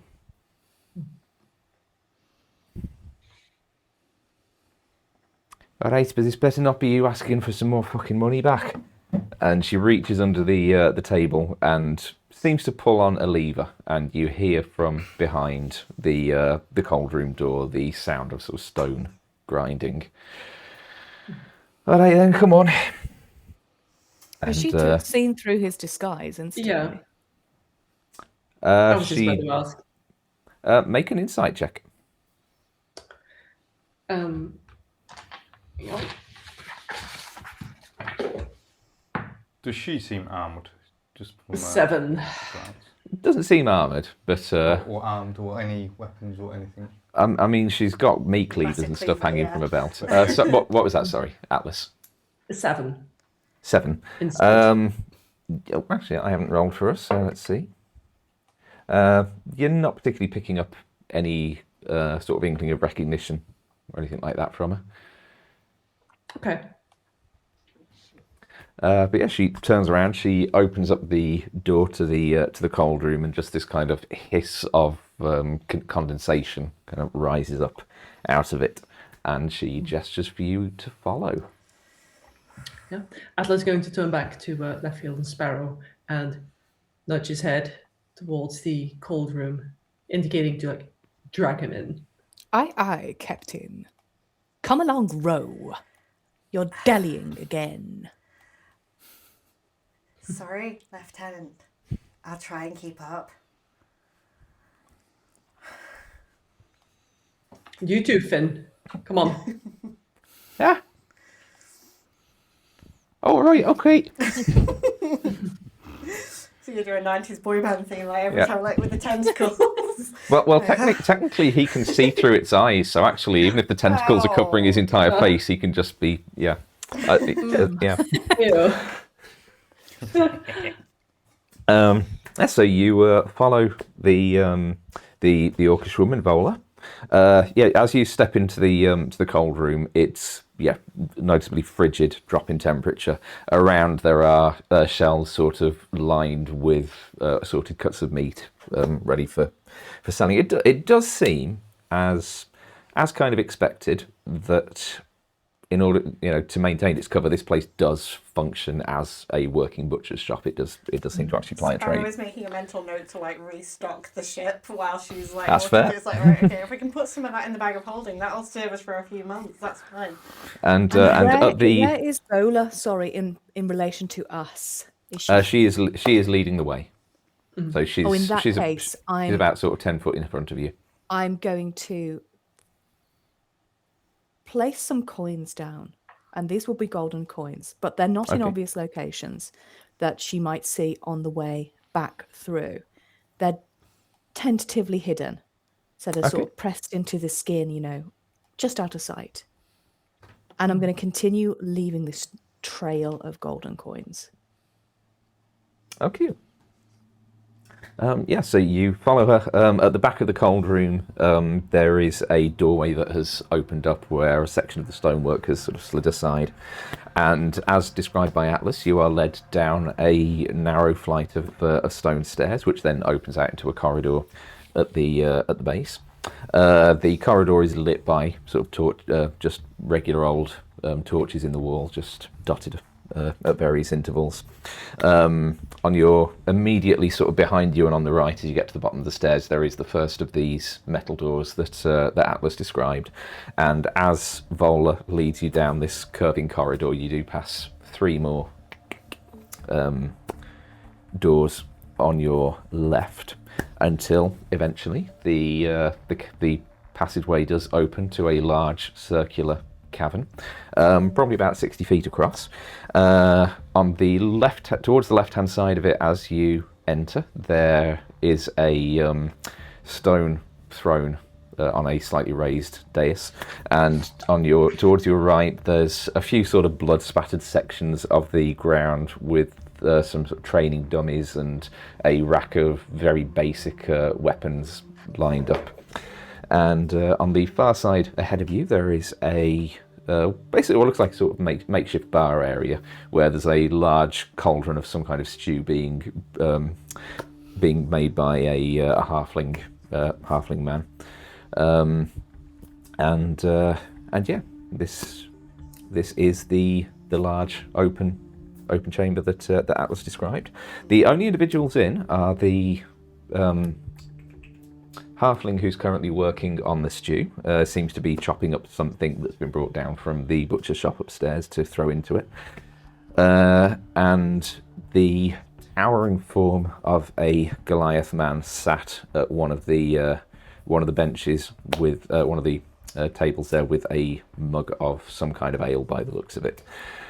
He is very tall, probably the height of Aga plus another couple of heads. He's about sort of 8 foot tall or so. He's very heavily muscled. He's got a single metal pauldron on one shoulder, attached on by a sort of leather strap. A few leg and arm wraps, and apart from that, he's mostly just dressed in what look to be direwolf pelts. And leaning up on the table against him is a very hefty-looking greatsword, almost as tall as he is. He has long, well, sort of just past shoulder-length black hair. Looks kind of quite greasy, sort of clinging to his scalp as it goes back. And Vola walks over to him as you enter the chamber and seems to go and whisper something to him. He turns. Erebus, you absolutely would recognise this is Ken. Do I have the Conite hood over to hide me for the moment? I don't know. Do you? Yeah, I would like to. Yeah, just keep so that for the moment. Okay. Yeah, and he turns to your group, gestures for Vola to depart back upstairs, and he takes a swig from his tankard, gets up, grasps the hilt of the sword, and brings it over with him, just sort of resting on his shoulder. I am told you have need of our services. He looks to you, Atlas. Not necessarily need of your services, but I believe I have something of yours. And he's going to gesture towards Erebus behind him. He's going. Oh, yeah. Sorry, it sounded like someone was about to say something then.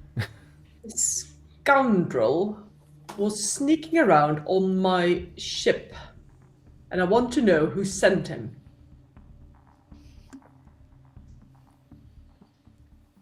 What makes you think he is one of ours? Can Sparrow sort of like roughly turn him around and rip down the hood and bend his neck back so the brand is very clear? Oh, it's on my Yeah. left shoulder. Well, I'll literally just rip down the clothes until you can see it. I mean, unless you've got Erebus out of his armour, that's not possible. Oh shit! Never mind then.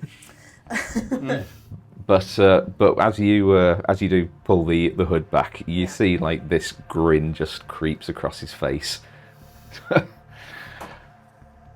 Oh, by Mortis' glory! And he turns to behind the throne where there is a large banner bearing the sigil of the Crimson Eclipse, and he shouts, "Barrow, you're going to want to see this!" And the curtain is pulled aside, and a similar height figure, he's very heavily muscled but a little lighter, only barely, figure steps through. He is wearing a sort of red and gold trimmed mantle across his shoulders and sort of matching wraps. Curiously, his head seems to be completely shaved, but he has a mohawk which looks like it's made of stone. And he comes stepping through, and his smile matches his brother's as he enters the chamber. Oh, did not think we were ever going to see our little shadow again. Oh, where did you find this one? I believe, sir, that you owe me an explanation. I found this person sneaking around on my ship. Making an educated guess. I think I know why he was there. The question is, who he was there for. He is not one of ours. Not anymore. Not for a long time. Honestly, we thought you were dead until we heard some interesting rumors from the Frost Garden. Tell us, little shadow, what brings you back home? I lift my head. No. Okay. He steps over. I've got something to tell you. Come closer. Yeah, he's going to step up. Yeah, so I want him to be right in front of me. I'll say to him, Fortis minor infirmus, and I'll go to cut his throat. Okay, make a... so to try and get a surprise round in, you need to make a stealth check that beats his passive perception, so... Yeah, stealth. Okay. Come on. Come on. We got all the natural ones I'm gonna use my over inspiration for hours this. ago. Come Yep. on. So advantage, which is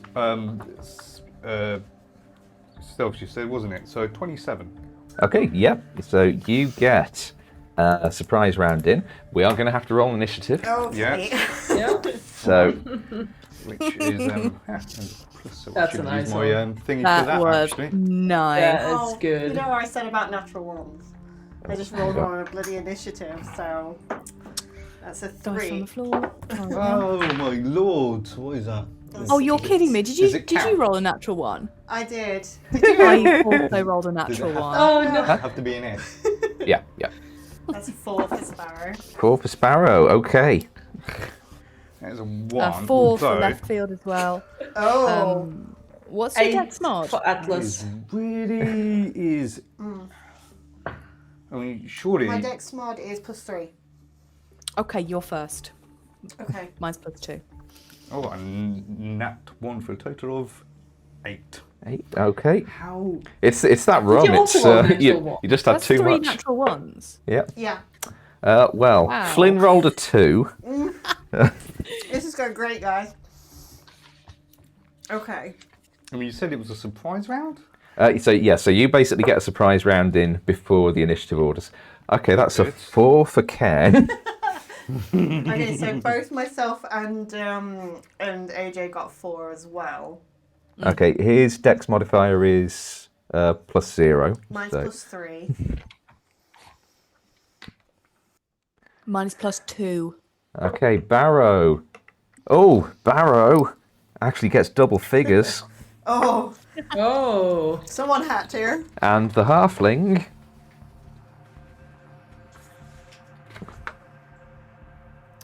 it's +2. So the halfling is going to be up first in initiative order.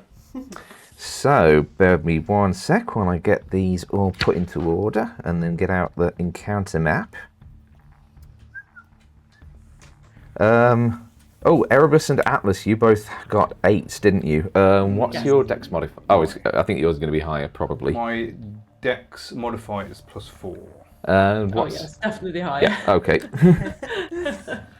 And then Sparrow.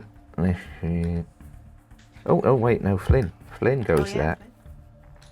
He's a good lad with his octopus. Oh, he's so cute.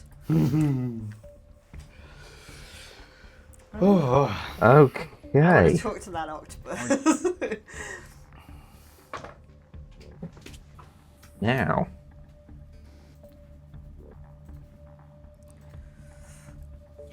Let's do this.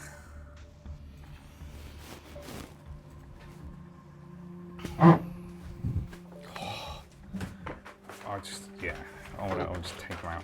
if you can play that down with some... Yeah, Just one yeah. of these on this corner. Okay. Nice. Oh, yes. All right. Cool. Yeah. How well can you Oh, I love it. can you two see? Well, I need to change the camera angle in a minute. I just need to get everyone on the map first. Okay. So, Where did we come from? you came from that direction. Okay. Oh, actually, he did get led a little further forward. He was right up against Erebus. Yeah, Yep. so I think I'll Erebus probably was be there. like, is it there or there or there? You Yeah, were right okay. up against him. Yes. So Sparrow's on one side and Malefio's on the other. There's Atlas. Oh my! Nice. That is beautiful. Awesome. I love the tweaking of the moustache sort of thing. I love it. That's right. Put him on the map. We can post stuff in Yeah. Discord. All right, We've got a I'm gonna put you on combat this to do. side, if that's okay. He's so pretty.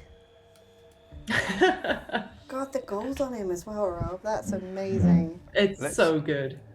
Let's kill these motherfuckers. Hell yeah. Oh, a little halfling. Oh, where's Flynn? We haven't put Flynn on the he's map. Here, he's here. Wait, do you want guessing him he'd to be be bit just slightly behind somewhere. Yeah, Sparrow? yeah. Yeah, we'll stick him behind Sparrow. I'm gonna make that halfling a quarter. That's... Oh no, it's terrible. That was terrible. Well done. Okay. So, Erebus, you get your surprise round in first, and then we are Yes. top of initiative with the halfling. And if I hit, I get a crit because of assassinate. Okay, I don't know if it's going to work. Sarah, can you just wave your hand just over the top, barely over the top of the miniatures, just to try and get the camera to focus a bit more? No, I think that's as good as it's getting. Okay. Oh, that's not great. To be fair, it's a 16 to hit. 16, just hits. Yeah. Okay. Good. That is his AC.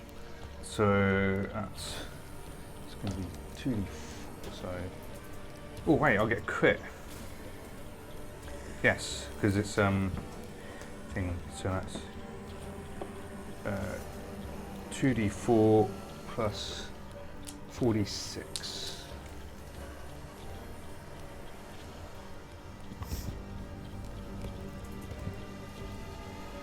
Right. Move that out of the way. Oh, that's cocked because it's on the So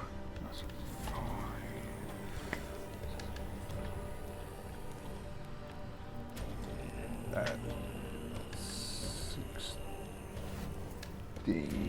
16 plus 5. 21, I think. Yep. And so that's my first strike. With Dread Ambusher, I do get an extra attack on my very first turn of combat. I'm guessing I don't get Do I still get advantage because he hasn't taken 10 combat yet? What's the wording of your feet, whatever it is?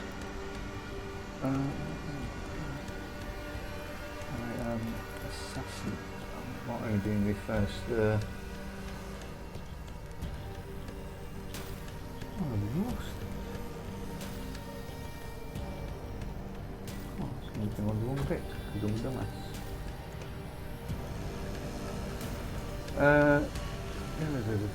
If you can't find it, I'm going to have to say no. Yeah. I need to keep this moving. Once.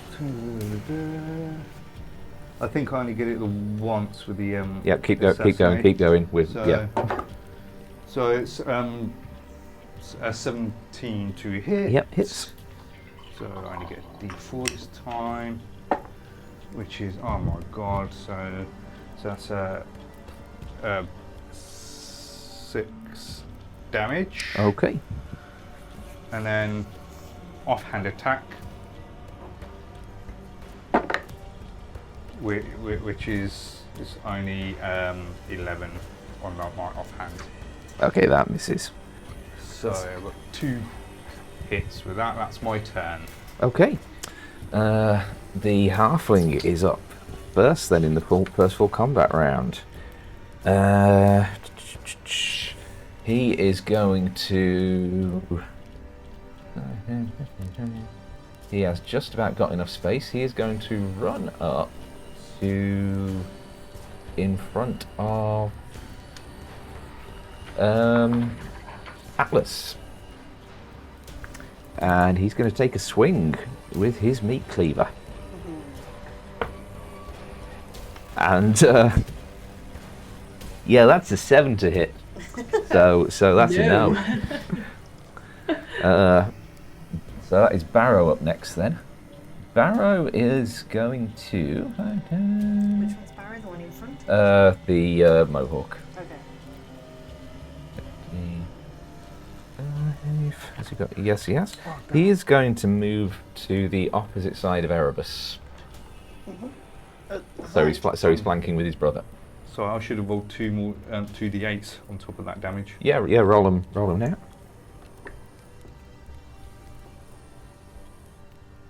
So that's a 6 and a 4. Okay, so an extra 10 points. Cool. Okay, so Barrow is going to run up behind Erebus, and as he's moving, you see that, unlike his brother, he's not carrying a weapon. And as he begins to move round, you see as his hands all the way up to the elbows turn to the same sort of stone as the Mohawk on the top of his head, and he is going to take a swing.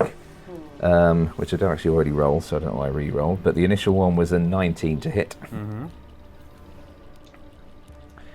For 7 points of bludgeoning damage. Okay. And then a natural 20 on the follow-up attack. Oh. Bastard. 10, 15, 19 points of bludgeoning damage with the second 19. attack. Yeah. And then it is Erebus' turn. Damn. Yeah, I'm just going to take another strike at can. And Atlas, it will be your turn next. Yeah. Which is 9 plus 8 is 17. Yeah, that hits. Hits. So I do have a thing within 5 feet. So it's Things are all tightly clustered at the moment. Let's see. So that's 9 14 damage.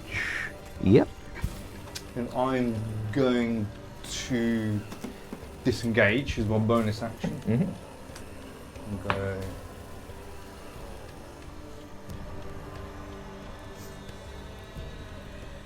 Yeah.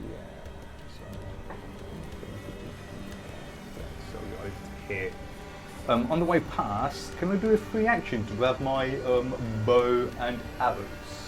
Would that be like an action? I'll allow it. Yeah. Yeah, okay.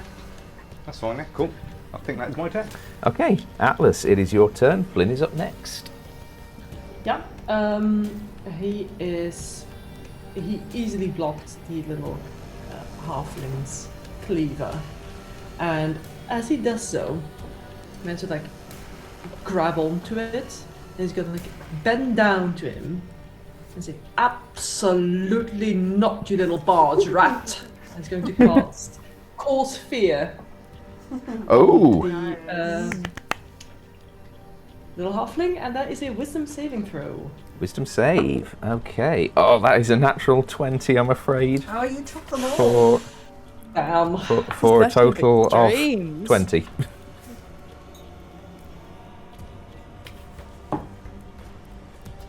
Do you have a bonus action, or is that it for Atlas? No, that'll be all. Thank you.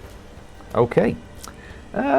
Erebus, are you alright? I saw a lot of blood coming out of your face. Yeah. Spits the blood on the floor. Oh dear, that's not where you want that to be. No.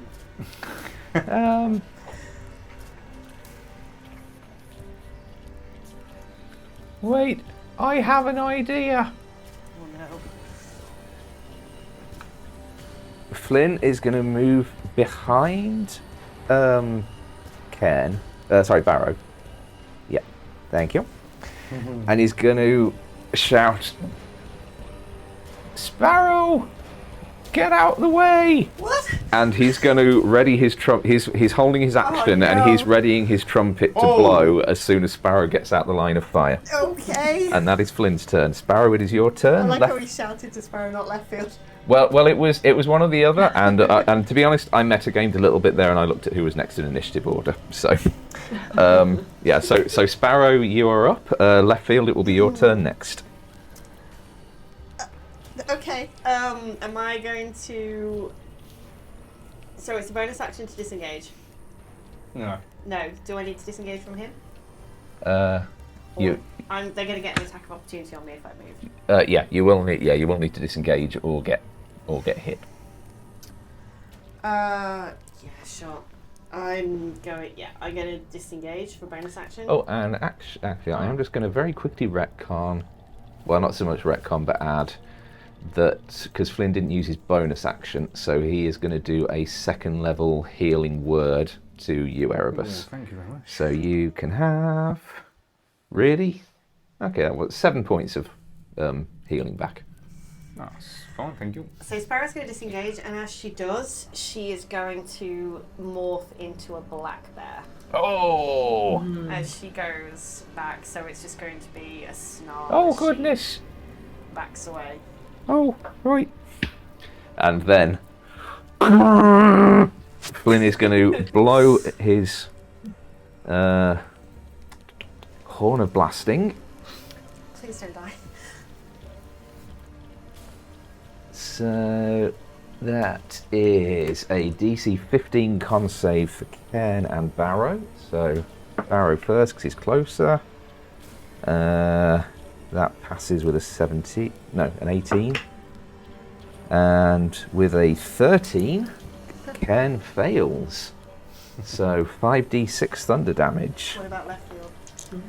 Left field is not in that cone. That's why you only needed one of you to Great. move. Okay.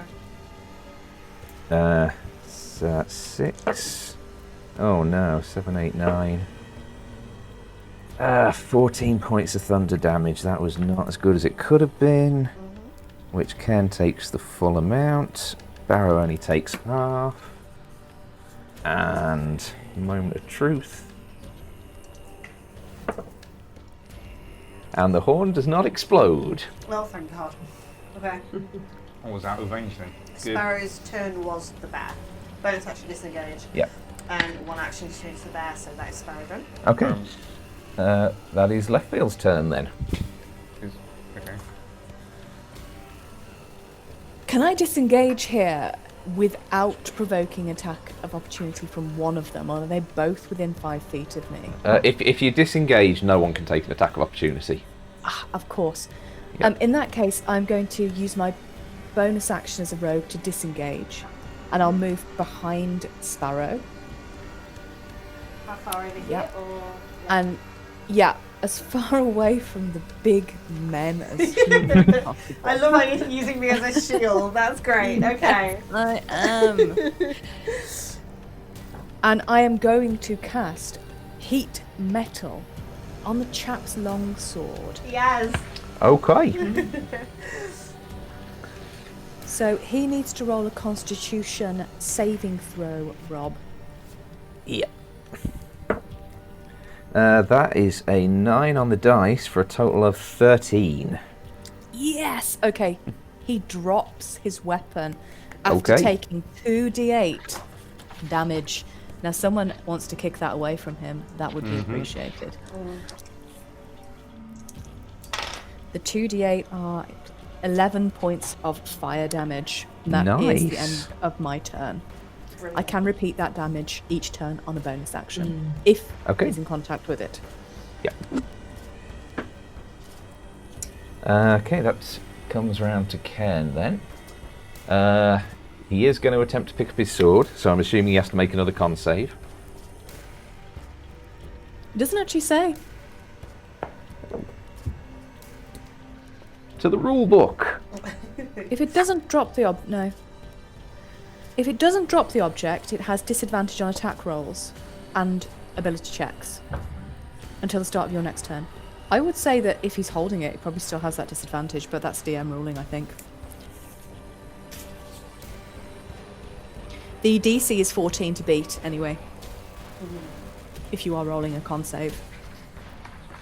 Yeah, I think it feels like it's in the spirit of the rules that it's like if he had to do a con save to not drop it, I feel like he has to make one to pick it back up again. It makes sense. So yeah. I'm going to use my gelatinous cube dice for this. Oh, 11 plus 4, 15. Oh. Okay, so he does pick it back up. It will burn him again on your Yes, it will. next turn, I believe it is. And he is going to swing at... I feel like he's going to go for the giant bear that just suddenly appeared in the middle of the room. So he's going to take a step over... Yeah.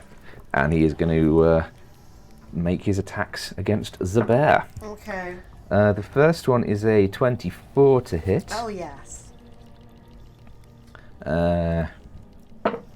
So that is 14 points of slashing damage. Holy shit. Okay. And as the sword makes contact, you just hear this as a bolt of thunder emits from it. Oh. And you additionally take 12 points of thunder damage, as does another creature within 5 feet of the target. So left field, you also take 12 points of thunder damage. Well, that was Ouch. useless. Sort of a safe there. I didn't even get to fight. Ah. His second attack is a natural 1. Thank you. So that is his turn done.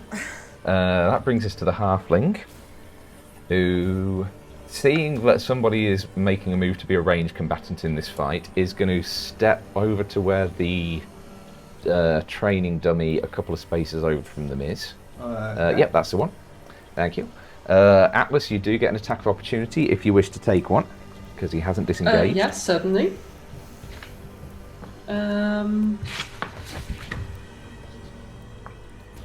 Sorry, can I use a spell on, or is it like with a dagger or something? Are you a warcaster? Have you got the warcaster feat? I don't know. No, No, I don't think so. No. In that case, it's just a melee weapon then. Okay, yeah. Well, I have a sword with me. Yep.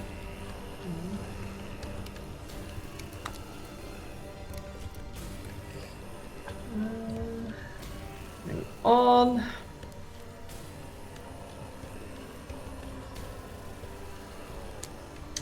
First one to attack.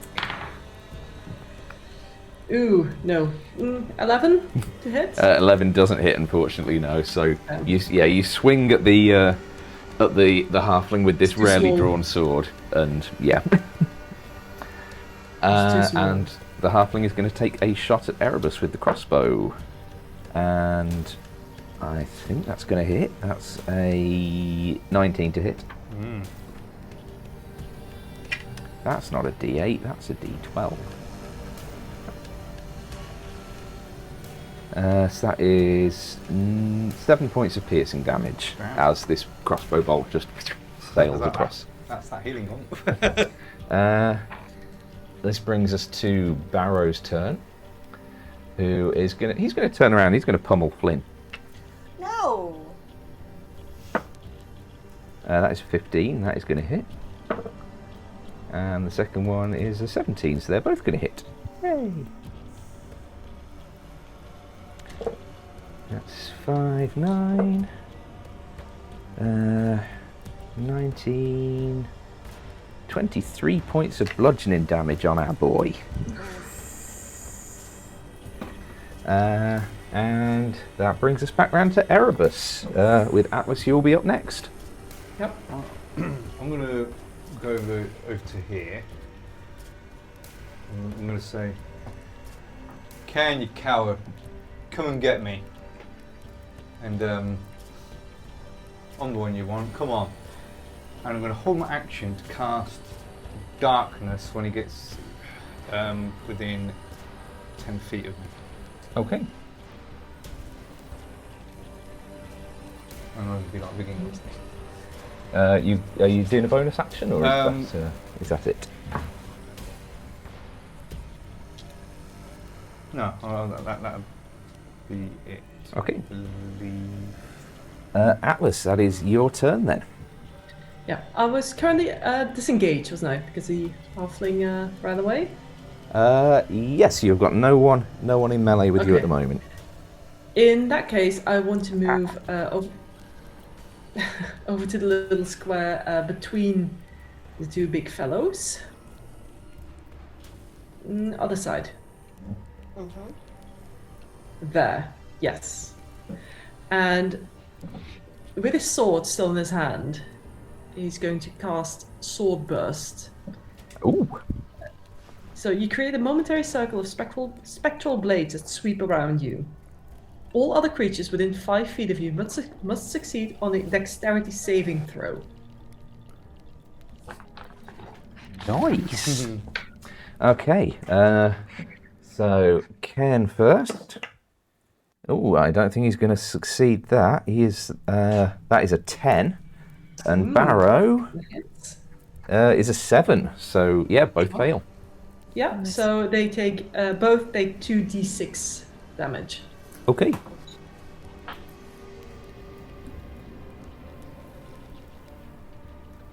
You roll it. Oh, sorry. Yeah. 5.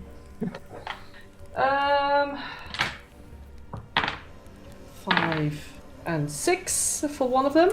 Nice. Well, it's the same damage for both of them. So that's 11 points okay. for both. Cool. Okay. You can tell Ken is looking very bloodied. Barrow looks like he hasn't taken much damage, but Ken has. He's feeling this fight already. Do you have a bonus action you wish to take? No, that'll be all. Thank you. Okay. Flynn is up next. He's not feeling well. No. I'm the healer. Who needs healing? Anyone? You, Flynn. Anyone else? Flynn. Heal yourself, Flynn. What about other people? You're fine. You can't heal as if you're dead, Flynn. Or can I? Speak with... Okay, he's going to do a 3rd level Cure Wounds on himself for 15 points of healing. Unfortunately, I can't disengage now, so I'm going to back up 2 spaces down the corridor and hope that the attack of opportunity doesn't break my face. Oh, it broke my face. Oh no. That's 10 points of damage. But I'm disengaged, so that's nice. Yay. I'll enjoy that. Sparrow! And then left field, you're up next. Alright, so Sparrow is going to... The one that said the look rough is Cairn, right? Yep. Okay. So Sparrow is going to draw her swords and draw her hand down one of them and cast Flame Blade, so it starts to light up the green fire. Mm-hmm. And then she is going to make an immediate attack on him, Okay. which is a bit shit, if we're honest. That's a 15. 15 just misses. Alright. I will say, if you wanted to have moved one space over, you could have flanked before the attack. You could have flanked with. That doesn't change anything for me. But it would have given you advantage on the roll. What does it? Yeah, flanking gives advantage. It Oh. has for the last 2 years of playing this game. I never actually knew that, so yes, I will have done that then. Okay. No, the flanking. Oh, yeah. sorry. There we go. I thought flanking was only for rogues. No. No. Yeah, no, that's worse. Okay. Thank you, though. I appreciate it. I got flanked a couple of minutes ago. It was brutal. Yeah. Okay, that's my turn. Okay, left field. Okay, well, I'm going to use my bonus action to repeat the damage from heat metal. Once again, he needs to roll that Constitution saving throw, looking for a DC 14. This time it is a dirty 20. So, He's still going to take the damage. yep, he just gets to keep hold of his The sword. damage is 9 points Okay, of flame damage, fire damage. he's looking rough. And then I'm going to take my action to attempt to attack him with my dagger. So I'm going to throw a poisoned dagger at okay. him. I'm also going to use my inspiration here, by the way, Yep. to give me advantage. So it is a 12 plus 4. Oh, 16 Sorry, plus is 5. It's a 12 plus 5. 17. So, Yep, that hits then. Yep. okay, great. So we've got some damage coming up. We've got 1d4 plus 2. That's 5 points of piercing damage from the dagger. Yep. And then we're... I have an ally within 5 feet, don't I? Yes. In that case, I also get sneak damage. Sneak attack. Ooh. Yay, do it. Sneak attack is only 5 points of damage. Hey, that all adds nice. up. And from the poison blades, that is just going to be 2d8. Nice. It's double 8. That is 16 points Ooh. of poison Wow. damage. Just when I needed it most. Okay, as the dagger sort of sinks itself into his chest, just kind of narrowly slipping in the space underneath the pauldron on his left shoulder. Initially, he looks like he's sort of shrugging it off, but as the poison starts to course through his veins, you can see his eyes are starting to glaze over. He is on the verge of dropping now. Nice. That is Is my that turn. it for left? Okay. It is. That brings us to Cairn, who I think might take a bit of offence at that and is going to step over and try and take a swing at you left field. Atlas, it does mean you get an attack of opportunity if you wish to have one. Please. Yes, please. I mean, I know it always seems like an obvious question. It's just obviously it's your reaction, so it's whether you want to use your reaction. So No. That's a natural one. Oh. okay. Oh, for goodness sake. Listen, he has other qualities. Does he though? Really? Yeah, I was about to say. Okay. Cairn's first attack against you left field is a 13 to hit. My armor class is 14. Okay. He swings for the second attack. That one is a dirty 20 to hit. Yeah. So it is 11 points of slashing damage. And then again that thunder crack goes off. For 14 points of thunder damage. Ouch. No. And Sparrow, 14 points of thunder damage to you. Oh no! Oh no. Oh no! No. No, that's not good. That's not good. I'm a healer. It's all right. Okay. I got I this. am a fragile human being. Hey. Yeah, I've got damage as well. We're okay, we're okay. That is his turn. The halfling is... Oh, I forgot that Ken was... Oh. I forgot that Erebus had baited Ken over. Oh well, maybe Barra's going to go and take the bait instead. So the halfling is going to take a couple of more steps that way. Which way? Towards toward- Erebus or towards us? diagonally away from me. So Oh, wait. Here. No, Okay. that one. What? Keep No. going. One more over, and one more up. Sorry, up towards the monitor. Ah, Yeah, there we nice. go. There we Yeah, go. there, okay, good. There, wasn't there? Yes, yeah. Oh, sorry. Okay. And he's gonna take another shot at Erebus with his crossbow. And I,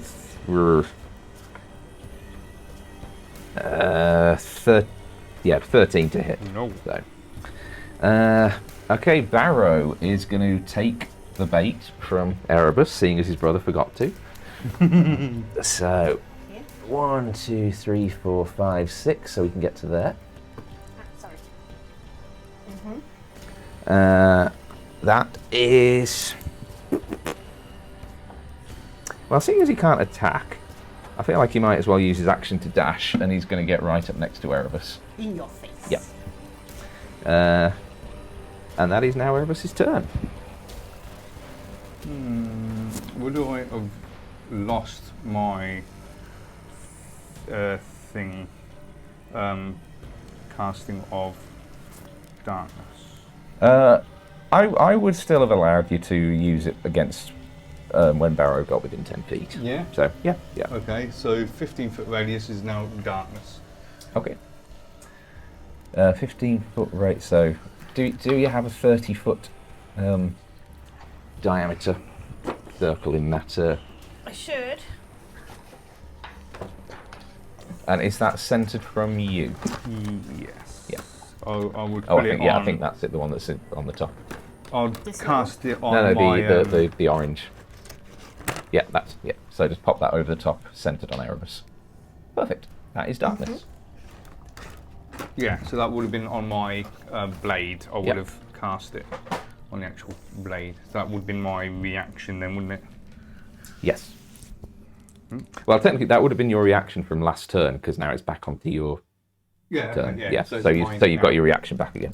Awesome. So he is in darkness with me, so I can take a couple of strikes at him. Actually, I'll take one. I'm guessing he can't see me. As you cast darkness, Mm-hmm.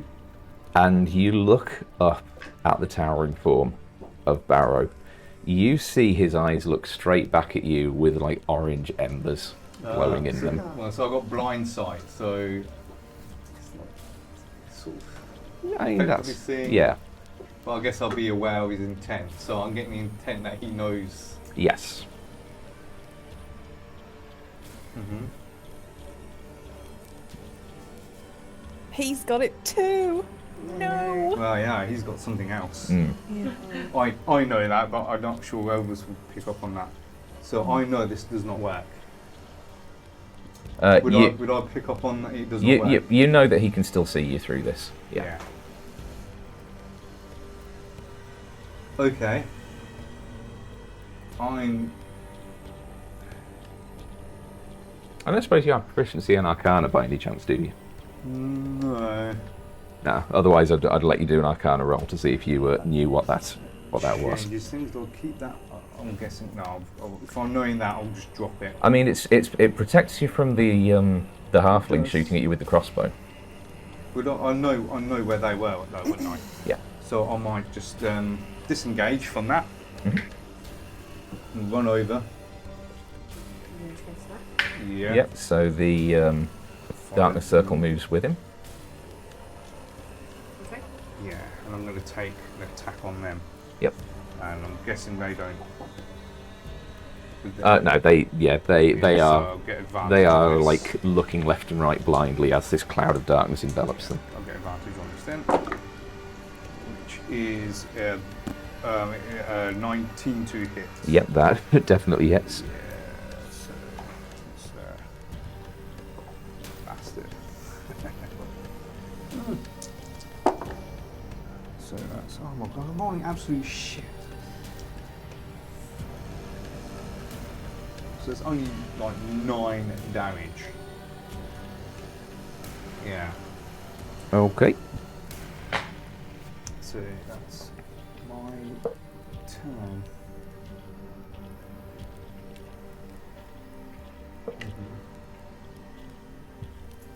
Ooh, will I be able to move a bit more?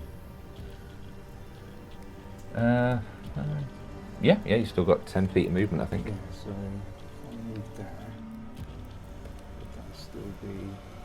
Yeah, just making sure I don't get any allies in my darkness. Okay. Is that it? Yes, that's my turn. Okay, Atlas, you are up next. Yeah, I'm going to move closer to, I think it's Barrow still standing there? Yeah. That is Ken there, but yeah. Ken, yeah. Also, and I'm going... hang on, because I've just realised something. That last hit that was done on you left field. I lost from- my concentration, if that's what you're going to say. No, I was going to say, I forgot he should have had disadvantage on his attack rolls because his weapon was hot. Oh, yeah. So I just re-rolled for that, and he would have actually missed you. So you can undo that damage, and you can take back the 14 points of thunder damage as well, because neither of those would have gone off. Ah, I feel much better.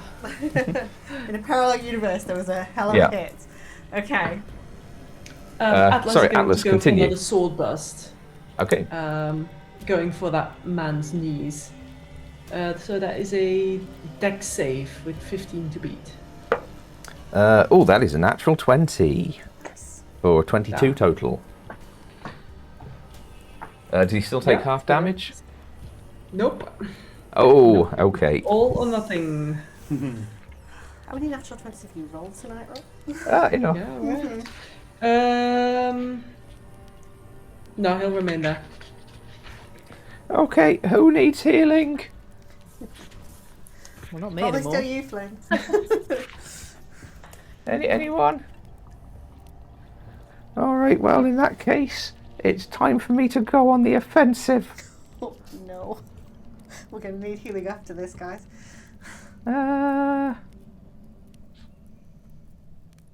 Ooh.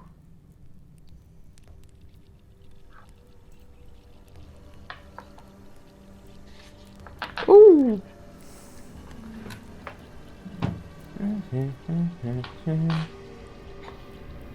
Yes. Could somebody move 5, 10, 15, 20, 20? Could someone move Flynn to there, please? Thank you. And Flynn is going to cast Bane on both of the brothers. Ooh. So Ken fails. Barrow succeeds. So Ken is baned. Barrow is not. I helped. Okay, Sparrow, you do your thing. Alright, I am going to immediately attack with my flame blade. For fuck's sake, I can't hit a thing. Alright, so that would be a 13 to hit, which obviously Yeah, doesn't. that misses. And then I'm going to immediately do my offhand strike. Oh, finally! Okay, so that is going to be a 22 to hit. That does hit. Of course, it's the one that does the least amount of damage, but it's damage. That would be 6 points of slashing damage. Oh, he's swaying. He is staggering, but he's still on his feet. Okay, that's. I'm done. That's it. Left field. What have you got? Come on, kill him. He's right in front of me, right? Yep. And he's got the sword, right? Yes. Then I'm just going to lean in towards him and say, nothing personal. And I'm going to wrap my hands around his hands, around the sword, and flare it with that intense heat as he's going to take, of course, the 2d8 of heat damage. That's a 7 and a 6 for 13 points of damage from the red hot metal. Okay, left field, describe the killing moment. That is the most horrid, sizzling sound as this man's flesh burns down to the blackened bone around his own sword.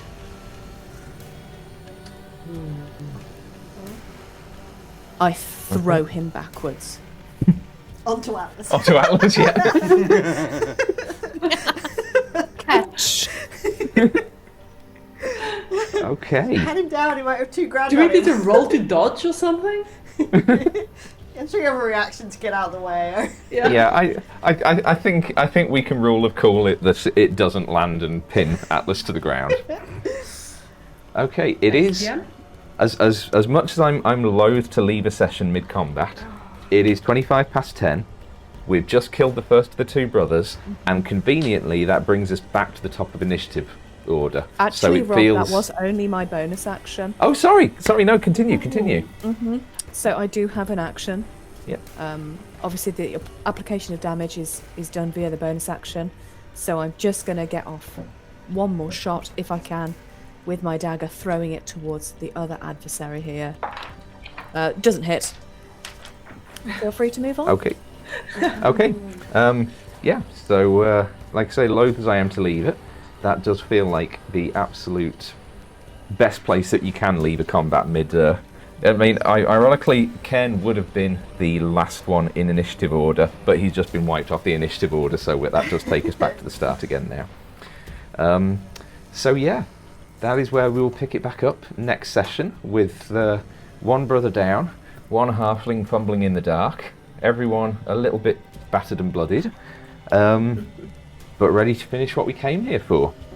So yeah, until next session, 2 weeks time. As always, thank you guys for indulging in my silly little fantasy world. Thank you, Max, for joining us. Thank you for having me. You okay to do one more session with us next week to finish? Not next week, sorry, in 2 weeks' time to finish this all off. Well, guess I'll have to. Yeah. Oh, shucks. We're never going to let you go now. This is it. And to everyone at home watching, either live on Twitch or the catch up on VOD on YouTube. As always, thank you so much for sticking with us and for joining us for this journey. And yeah, until next time, we love and appreciate you, and stay nerdy. Good night. Bye.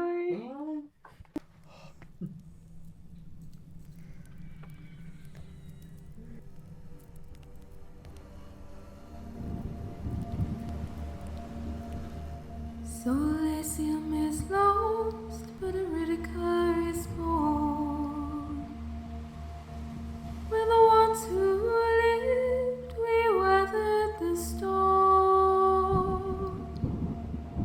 The fire left the skies, and the world it is dark.